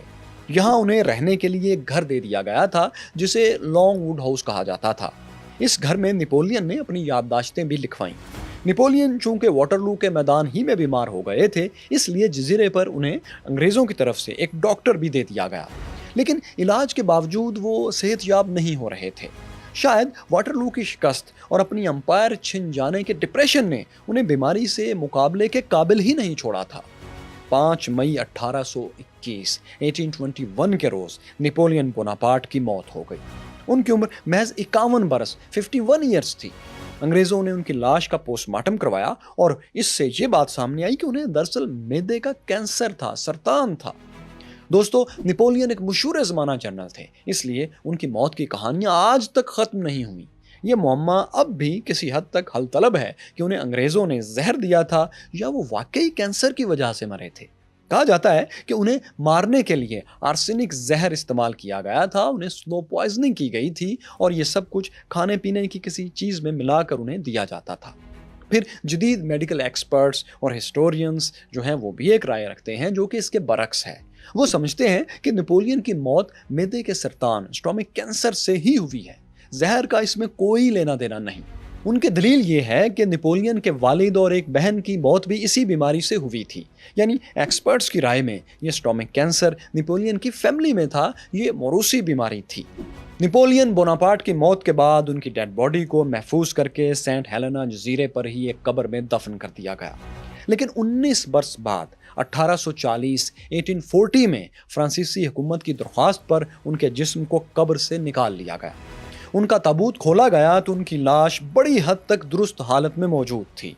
उनका ताबूत जुलूस की शक्ल में साहिल पर ले आया गया। इस मौके पर रास्ते के दोनों तरफ फौजी खड़े थे जिन्होंने नेपोलियन को सलामी दी। फिर उनके ताबूत को एक बहरी जहाज में फ्रांस रवाना कर दिया गया। फ्रांस में हुकूमती ओहदेदारों ने इस ताबूत को रिसीव किया। फिर पेरिस में पूरे सरकारी एजाज के साथ उनकी आखिरी रसूमात अदा की गईं। उनकी बॉडी को इस नए सफ़ेद और सब्ज संगे मरमर से सजे मकबरे में रख दिया गया। सेंट हेलेना जजीरे में नेपोलियन की पुरानी कब्र के गिर्द भी जंगला लगाकर उसे भी महफूज बनाया गया है। इसके अंदर फूलों की क्यारियां भी हैं और इसके अलावा जजीरे पर जिस घर में उनके आखिरी दिन गुजरे उसे भी महफूज रखा गया है। इसके सहन में फ्रांस का परचम भी नस्ब है। लेकिन ये जजीरा इस वक्त भी बरतानिया की ओवरसीज कॉलोनी में शामिल है, ये फ्रांस का हिस्सा नहीं है। नेपोलियन तो दोस्तों इस तरह जलावतनी में एक छोटे से जजीरे पर वफात पा गए, लेकिन उन्हें शिकस्त देने वाले British commander Duke of Wellington बरतानिया के हीरो बन गए। वो 1828 और फिर 1834 में 2 बार बरतानवी वजीर आजम मुंतखब हुए।